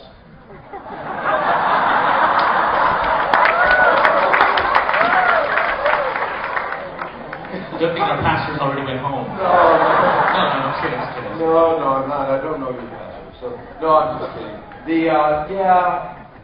Maybe you all know what I know. I don't know anything different than you. Maybe the references to the sea monsters or leviathans and things like that, Job and all, maybe references to that, but I don't know. Certainly in Genesis, when he created all living beings, that they're being referred to there, but I don't know. It's not mine. Ken Ham, I don't know. Okay, we'll call in a friend later. Okay, so next, are the characters in the Bible, like David, proven true? Yeah, well, in fact, they are at many levels. With David, an inscription was found called the Tel Dan inscription, was found 20 years ago, which makes reference to the house of David. There's another inscription as well that refers to the house of David, so not referring to David himself, but to his household, which would verify that. Inscriptions, seals, the Isaiah seal that was just found, released today, was found within meters of another seal with Hezekiah's name on it. And we know Hezekiah and Isaiah were, and it was in a buried context, so it's not something forged that was placed there or something. So Baruch, there are other minor officials whose names show up on different things. So yes, kings and minor officials and so forth are found in inscriptions, are found in pagan writings, and give us great reason for confidence. Let me tell you this as it relates to that. I was telling my ABTS students, There are a lot of different kings in the, let's just take the Old Testament. They're mentioned in the Old Testament. Of the kings that are mentioned in the Old Testament, that are not Bible kings, they're pagan kings, about 30, technically 29, 30 names have been found in ancient inscriptions. So the king is mentioned in the Bible, an ancient inscription gives their name. When the names are compared, the spelling of the names, with the exception, I believe, of 2 letters, they're absolutely identical. The point is, the Bible is accurate, and accurate in terms of how it spells foreign kings' names. Wow, thank you for that. Okay, next question. And this is a real cool question, because this is from Anya. Anya, are you here? Could you stand up? Anya. Are you here? So Anya is 13 years old, which is pretty cool. And this is an awesome question. Why would the Egyptian priests put pieces of papyrus of the Bible in the Pharaoh's mask if they had their own gods? Good question. Yes, okay, that is a good question. Actually, number one, when they made it's not only pharaohs, it's any wealthy person that was covered with what's called cartonnage. It's covering, a plaster. They would have to make it stiff to paint it with the plaster. And wood was too expensive. Didn't have a lot of wood. So the other options were to use like a cloth called linen, or to use papyrus, or to combine them. The papyrus was in the garbage dump. They would just go to the garbage dump. They would send, families would embalm the bodies. They would send probably a young boy out to the garbage dump with a basket to pick up, thrown out like newspaper. And they would gather it up. And so when we work with this, now it's usually not like King Tut's mask. It's all broken up and you couldn't tell what it was. But we know because of how it's tangled together. And some of them, not all the time, but at a certain time in a certain place, that's what they used. And what was found in there was only random and by chance. That's why I showed you the one thing. It's the book of Samuel, it's Homer, it's letters, it's all kinds of stuff mixed together. And so the writings, like literary writings, like the Bible and things like that, very small percentage of chance of having something like that because of the datings of things and all. But other writings of other people and things, these things about 10% of the time show up.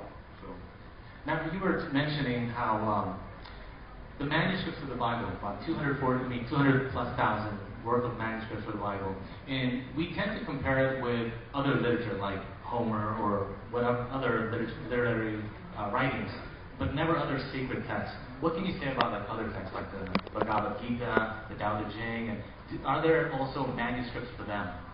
yeah, that's outside my area. Okay. I'm afraid to say it. I can say with the Quran. Okay. I have worked with texts of the Quran, and they have been variants. They will say there are no variants at all. But in fact, there are variations in the Quran. You tell me what happened to your sacred text, I will tell you about your God. Your sacred text was taken up to heaven, I'll tell you about your God in evidence. Your sacred text has no changes, no variations, is absolutely the same, and everything else is damned and condemned, I'll tell you about your God. Yours is filled with evidence that's blessed on you and poured on you and everything else. That's the Judeo-Christian story. But for Muslims, the most fundamentalist ones will say, oh, there are not any variations at all. They were destroyed. Anything that was variant was destroyed. Thank you for that. Okay, so this question might need some security guards around us right now. Are there any female scribes? If not, why aren't there any female scribes? Security? Right. In fact, in the ancient world, we know that women were literate and were writers. The earliest known author in history was a woman. Enheduanna was her name, the daughter of, where are my students? Sargon, right? So she wrote hymns and poems and things like that. There's another very famous female author named Sappho, who lived around the time of Homer. We know that there were women that did, in fact, involved in the copying of Scripture in the Middle Ages. Convents of women, especially in France, did very beautiful writings of Scripture, you know. But at the same time, we know of monks that wrote for nuns because they didn't know Latin anymore, and they wrote things like in English so that they could understand the Scriptures. But interesting thing, but there are women that were literate, that were writing and all, but for the most part were scribes, in the scribal schools and things, they were male only. It was a religious thing and done that way. Now with Judaism today, more liberal branches of Judaism allow girls to write and copy, be what's called a scribe, is in Hebrew is called sofer.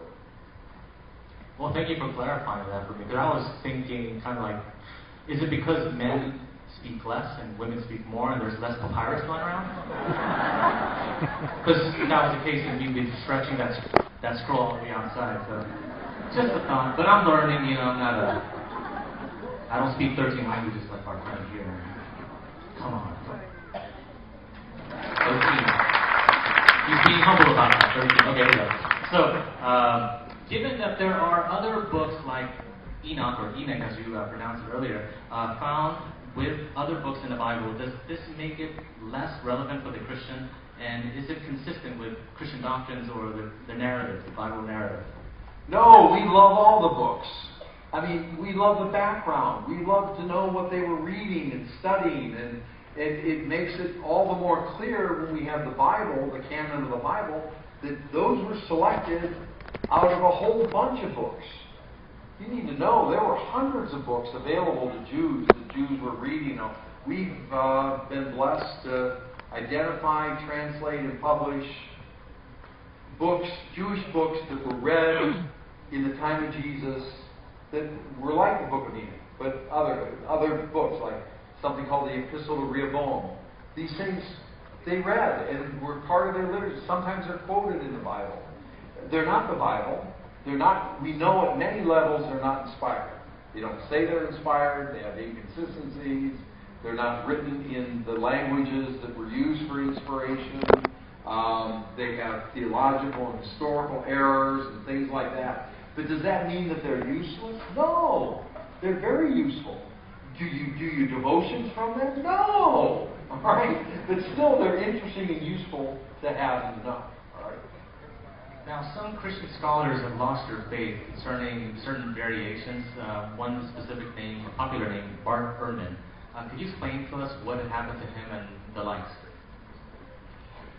Well, Bart Ehrman is the leading New Testament critic or scholar of the text of the New Testament, one of them. On the other hand, you have someone like Dan Wallace from Dallas Theological Seminary, who's very conservative and hasn't lost his faith. Bart went to Moody. Bart went to Wheaton.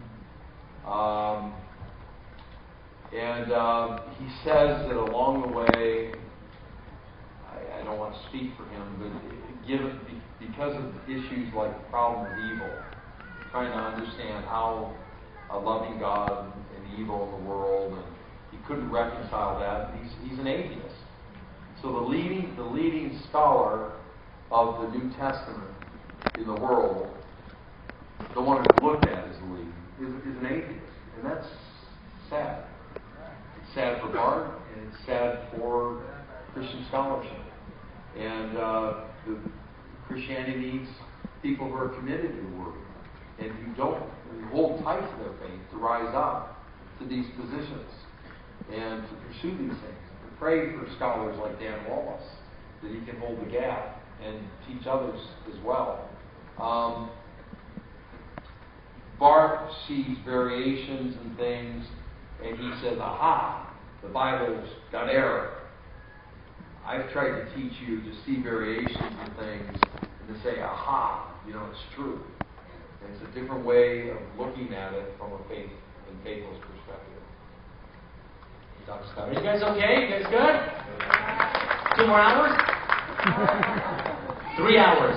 Okay. 2 tomorrow party. No, okay. Overnight. Okay. He was hit, guys. Jesus was hit. Okay. So, could you comment on the Alexandrian Codex? Now, many modern versions are based on them, and some verses have been put into question, such as the last 12 verses of Mark or Acts 8:37. Yeah. Look, you have naturally, when the Bible was copied, you have different regional variations. Like you have it's called the Alexandrian, you have Egypt and places like that, certain region and tendencies, and these are the earlier texts. And then you have others, and you have also a tendency over time for things. There's a tendency when copying text over time to make them the same. You don't make them different over time, you bring them the same. That's just natural with any ancient text. All that to say, you have a fusion here, that you have these Alexandrian texts that are earlier, but they're different than the later texts. And so people have a challenge. Do I take the later texts, the more modern ones that are different? Do I take the earlier ones, which are fewer, but are different in themselves? And you begin to look at the differences, and the people with it comes back to the King James issue. People with the Alexandrian, so you don't need to know Greek and these fancy Alexandrian, this and that. It's like comparing the King James and the NIV. And people with the King James say, look at the NIV is taken out of the Bible. Okay? But the people with the NIV, do you know what they say? They say, look at the King James is put in the Bible. Yeah. So the question is, which is chicken or the egg? Which one, what happened? Did one put in, did one take out? I've got an answer for you. Next question. All right, so I know we have still a lot of things we want to show, but I have 2 more questions here, or maybe this last one. How can you tell or explain to someone who's Catholic that, you know, when you say go to the Bible, and they'll say, well, your 66 books are not... I got it. Look, okay, so some people were asking, how do you work with it? I've known several directors of the Vatican Library. We work with them. We celebrate the Bible. And I'm not. You know me a little bit now for a few hours. I in no way compromise my faith at all. We celebrate the Bible and focus on that. And I used to, like with our families, my wife's family. When we came to faith, like we would get into this thing about the Apocrypha, and I realized, you got to read this version of the Bible. Or they read the Catholic Bible. I'm happy with that, and I don't think they're going to get lost in the Apocrypha. I think they'll probably find their way to the Gospels, because I'll tell them, you ought to go read the Gospels, John. You get a kind of a secondary issue when you start talking about translations and forget it. That's my opinion. Forget it. Just tell them, read the Bible, read your Bible. Get the Bible that you have and read St. John. And, be blessed with reading that. They're not going to read Second Maccabees. I guarantee you that. So, don't even worry about it. The one with the dragon. Yeah. There's a dragon in there? Harry Potter. Okay. Last one. This is the Daniel the Dragon. I actually showed a piece of it, but I didn't tell you. Okay. Next time. Next time. That's right. See the cliffhangers. Okay, here we go. Dr. Scott, this is actually. You want to read it? Yeah. Try to read that one. In Greek. Ask the MC what the square root of 947 is. Lord, let's pray. Receive that now. Okay. Referencing, take 2. Okay. Referencing your slides and info on the Essenes from Qumran and how they wrote the Dead Sea Scrolls, John the Baptist, I believe, lived in the Qumran as well. Is it possible, this is pretty fun, that that was his library, hidden by his followers? Your thoughts? Well, I think Dan Brown asked this one. What do you think? Well, You got it. look, here's what we know. We know a lot about the Essenes because of the writings that survive. And the Essenes actually believed in the coming of 3 messiahs. I don't think John the Baptist was an Essene. Okay, I know he wore, camel's hair and ate locusts and lived in the wilderness and stuff like that. But when you really drill down to the beliefs of the Essenes, and you drill down to the beliefs of John the Baptist, they don't match. And so I would just gently say, while there's a lot of stuff with the Essenes that help us understand the New Testament, even though there's no New Testament there, they were 30 miles from Jerusalem and were seemingly absolutely unaware of the biggest movement in world history, Jesus Christ, going on right at their doorstep. Isn't that amazing? And so when you study the Essenes, like one thing with the Essenes didn't like the Pharisees. Okay? Now, in the New Testament, like you don't like the Pharisees because they're too legalistic. The Essenes didn't like the Pharisees because they thought they were liberal. Really, they were real strict. And so, but it still helps us to understand the New Testament. So you've got things going on. All I'm saying is, I know it's very popular to make a connection between John the Baptist and the Essenes, but when you look at Essene theology, especially with their view of the Messiah and all, it doesn't match. And so because of that, I think but there are a lot of good scholars that say maybe or so forth, but that's just what I think. Thank you. So right now, guys, just a time check. It's 9:38. We love you guys, and I know you're really excited to get out there into the traffic. So we have an option for you. One, more questions, or would you want to get into the artifacts already? Artifacts, make some noise. Ooh, okay. Questions? Two more. Okay, so I think And then what I'll do is okay. I'll go down the line and say, Okay. look at this, look at this, look at this, look at this, look at this, and then All right. you'll be able Have to some more set fun. those. Okay. Here we go. What method do you use to determine the age of the tablet? Well, it's the same thing. It's writing. It's the text and what the text says and stuff like that. Size of the tablet can be used as well. Right. And I heard you had a really interesting discovery lately that this tablet has Wi-Fi capabilities. I wish it did. We know where Steve got it from. Okay, so here we go. There are missing vibes in what? Verses, sorry. There are missing verses. I have to do this because it's like I learned from you. I got to deal with this because it's like and flip it backwards. Okay. There are missing verses in one translation which found in another translation. Why these happen? Okay. This is still another like King James NIV question. It has to do with the text that you're looking at. There are still 99.8% the same. But there are a few places where in the earlier text you don't have, for instance, the woman taken in adultery. That's a well-known one with John 8. Is a woman taken in adultery, should it be in your Bible or not in your Bible? I think either way, you're fine.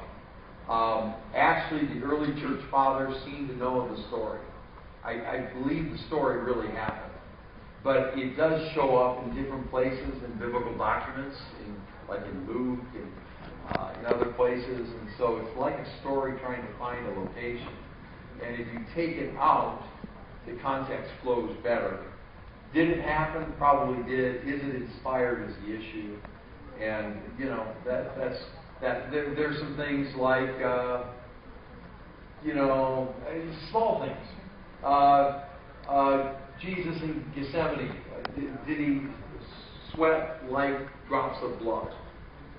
And by the way, hear how I translated that. It's not sweat drops of blood. It's sweat like drops of blood. It's adverbial. It means the sweat streamed like blood from his forehead. It did. I know there are doctors who explain how it was blood and all, but that's not what the Greek text says. That's not. Jesus on the cross. Forgive them, they know not what they do. That's not in the earliest documents. The guy dragged to the pool when the angels stir the water. You know, whether that's another one. The end of Mark, which was referenced earlier in the King James NIV question. That's another one. So there are some passages like that over against the whole body of the New Testament in terms of theology and doctrine are not major. Let's major on the major things, not on the minor things. These other things, they're interesting. If they're in the Bible that you have, read it, love it, understand it, but they're not in the earliest documents. And that's the issue, and that's why they're not there. That's awesome. Thank you. I want to answer this one. This is fun. Why were the lost Gospels not included in the Bible? Okay, they were lost. Okay. Yeah, 13 languages. I got that one. Is there anything in the Bible that supports the existence of extraterrestrial life? E.T. Bono.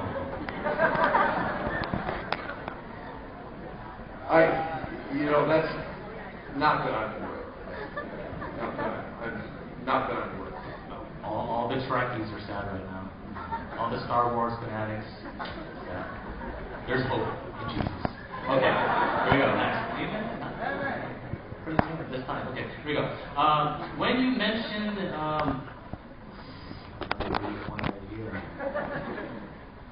let me see your expertise. It stumped a scholar. How about that? That writing right there stumped a scholar. We can't see. See, that's why there was one woman to make sure you got everything right. That's right. Okay, next question. Which is more accurate, the Dead Sea Scrolls or the Septuagint? Ha!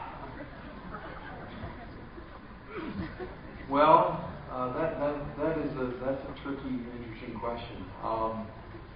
Because the Dead Sea Scrolls, a number of them, about 40% of them are based on a Hebrew Bible that is similar to the Septuagint. So, they're using different translations in the Dead Sea Scroll times. And a big chunk of the Dead Sea Scrolls actually line up with the Septuagint, the Greek, in terms of like comparing the translation. So it's a very interesting problem because they represent different. Here's what you need to know. That's a very good question. You need to know that the Dead Sea Scrolls are not homogeneous in the sense that they represent different translation traditions that were part of their living tradition of the Word of God. And some of it relates later to the translation in the Greek of the Old Testament. So we have like a Hebrew underpinning to the Greek translation. It's very, very interesting. So these things are all, please, my King James friends in here and your NIV only friends in here, understand these things are really complicated. And be gracious and understand that and realize that that's how these things have been preserved. Thank you for that. So if you guys saw me kind of like putting some questions away, it's not that I don't like them or something, or I've got something against you. It's more he answered it through his talk. So here's a good question. How did the Bible get here to the Philippines? And can you show us evidence for that? I'm just saying, you're here, you should have bought it. No, I'm kidding. Well, right. It came in a big suitcase with us. Profound. That's something that there's an expression that the person who teaches learns twice. And so I've been a student the last year of how the Bible got to Slavic lands and Russia, places like that, and should God open the door to bless us here, I'm going to learn the story of how the Bible came to the Philippines. I suspect it's a story of Catholic missionaries and other missionaries, Bible translators, and explorers, and so on and so forth. And probably a very wonderful story that I need to learn, and I will. Let's learn that together. Come on. Put your hands together for Dr. Scott. All right, thank you for some question and answer portion. Okay, so here right now we're going to go look into the artifacts right now, one by one. Okay? Okay, so we kind of moved down the line here. We've got 16 things. We started with the cuneiform tablets. How many did I say there were in the world today? Over 500,000. Amazing. So you cut a patch out. And so they were so intense, I wanted to correct it probably with the eraser. They actually cut the text out and glued in the correct text. Okay? This is the Nash Papyrus, which is the earliest text of the Ten Commandments, and also of the Shema. This is a codex, a book. This is very rare. I mean, this is of the Book of Psalms, and so I have it open. The large letters of the alphabet of the Hebrew alphabet portion of it. I have it open to Psalm 119 on the Word of God. All right.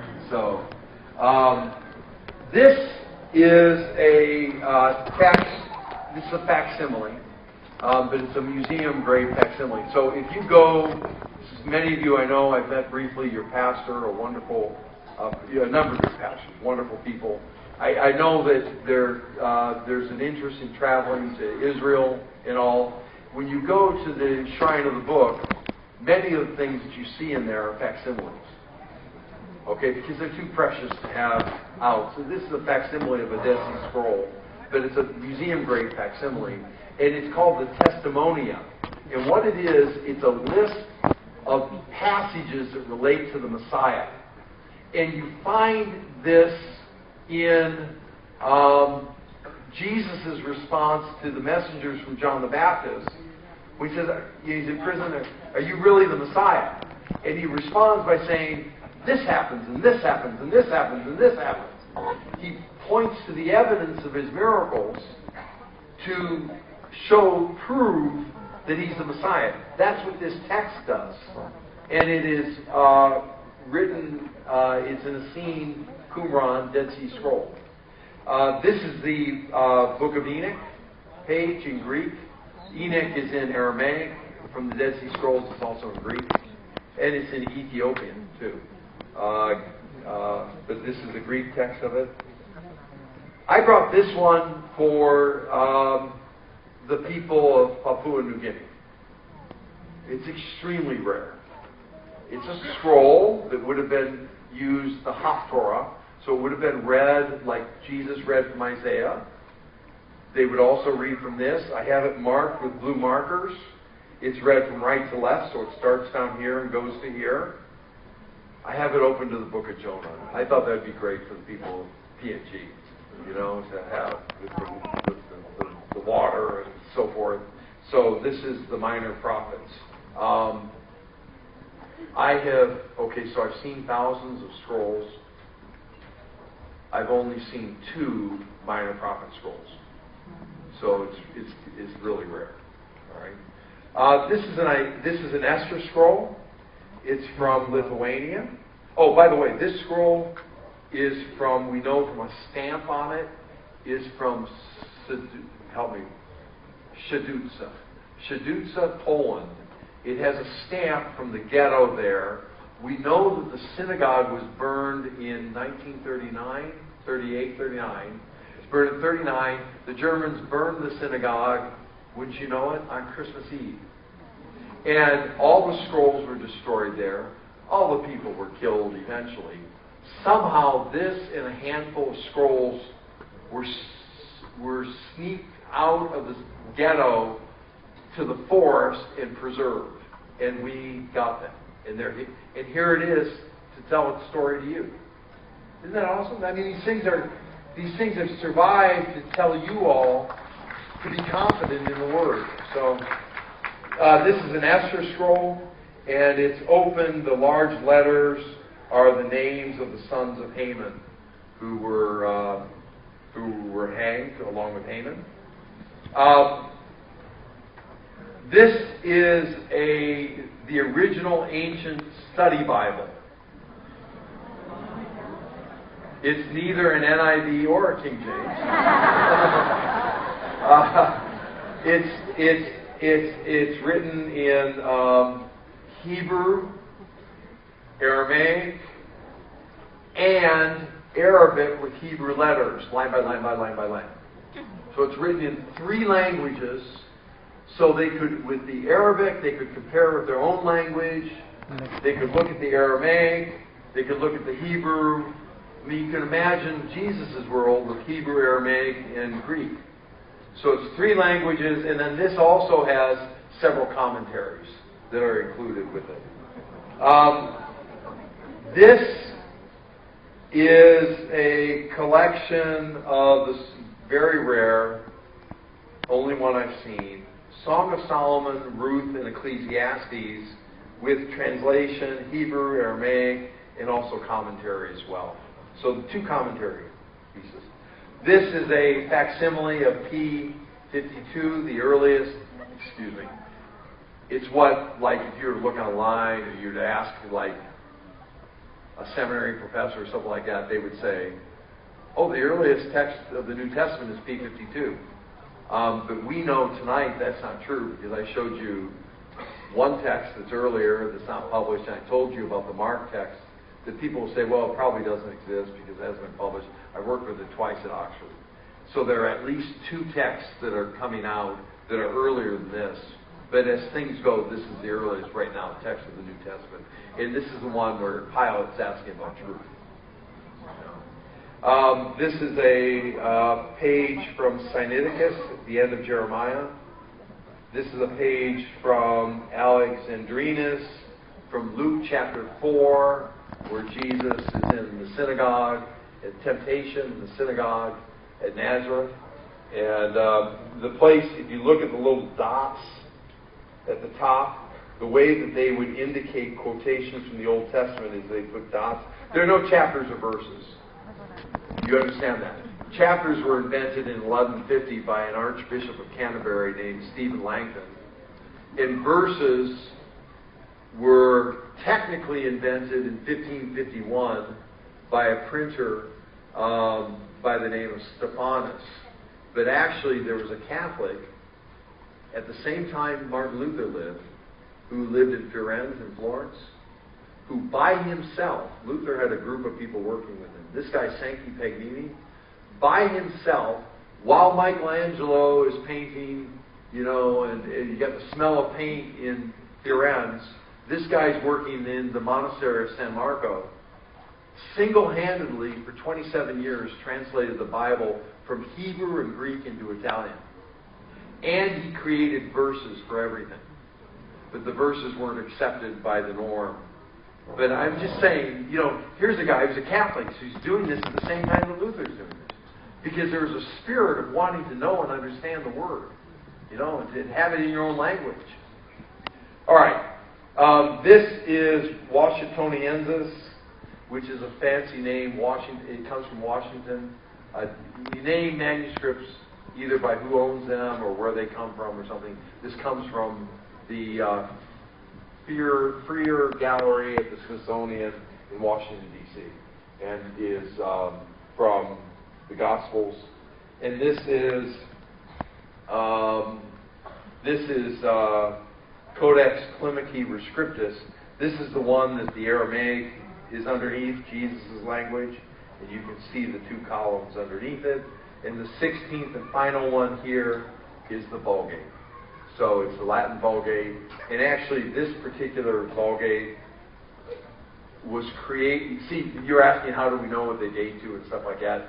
In a case like this, the writing and so forth, but I also know by the size and all this kind of stuff that this was created in Paris and was made for students at the University of Paris. So this would have been owned by somebody who had a lot of wealth but was going to study theology, and this would have been their Bible for studying theology. So that's what we brought for you. Listen, thanks so much for being with us. Thank you, Dr. Scott. Now, before you'll have the opportunity to, check out these artifacts, Dr. Scott, could we just ask you to come up here for a quick minute, maybe two?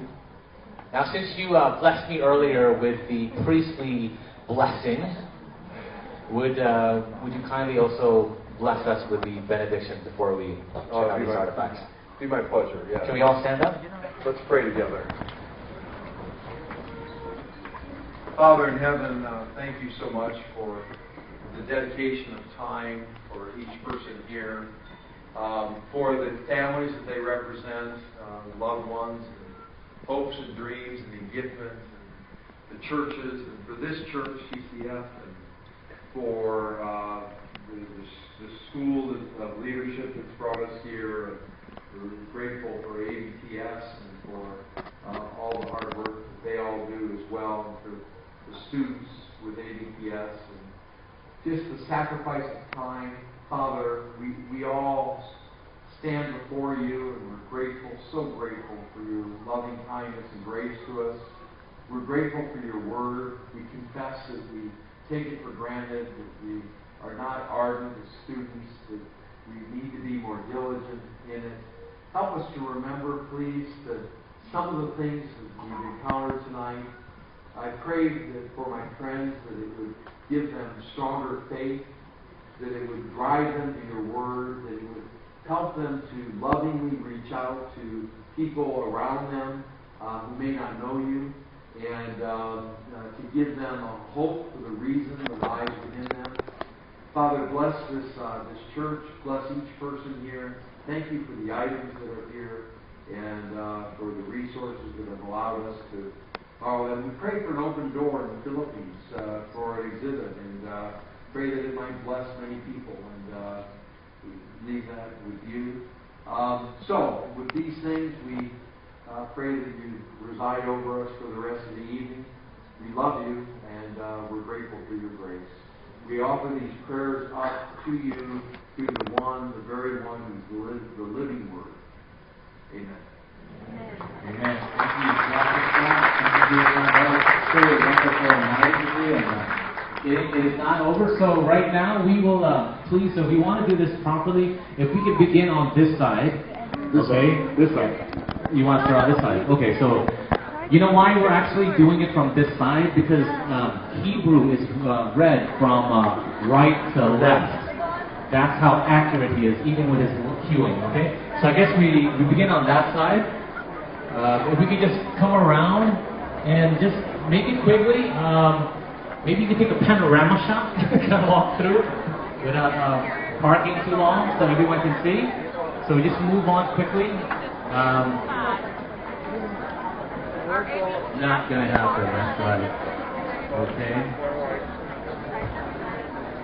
So the word says obey. So please obey. Begin on this side.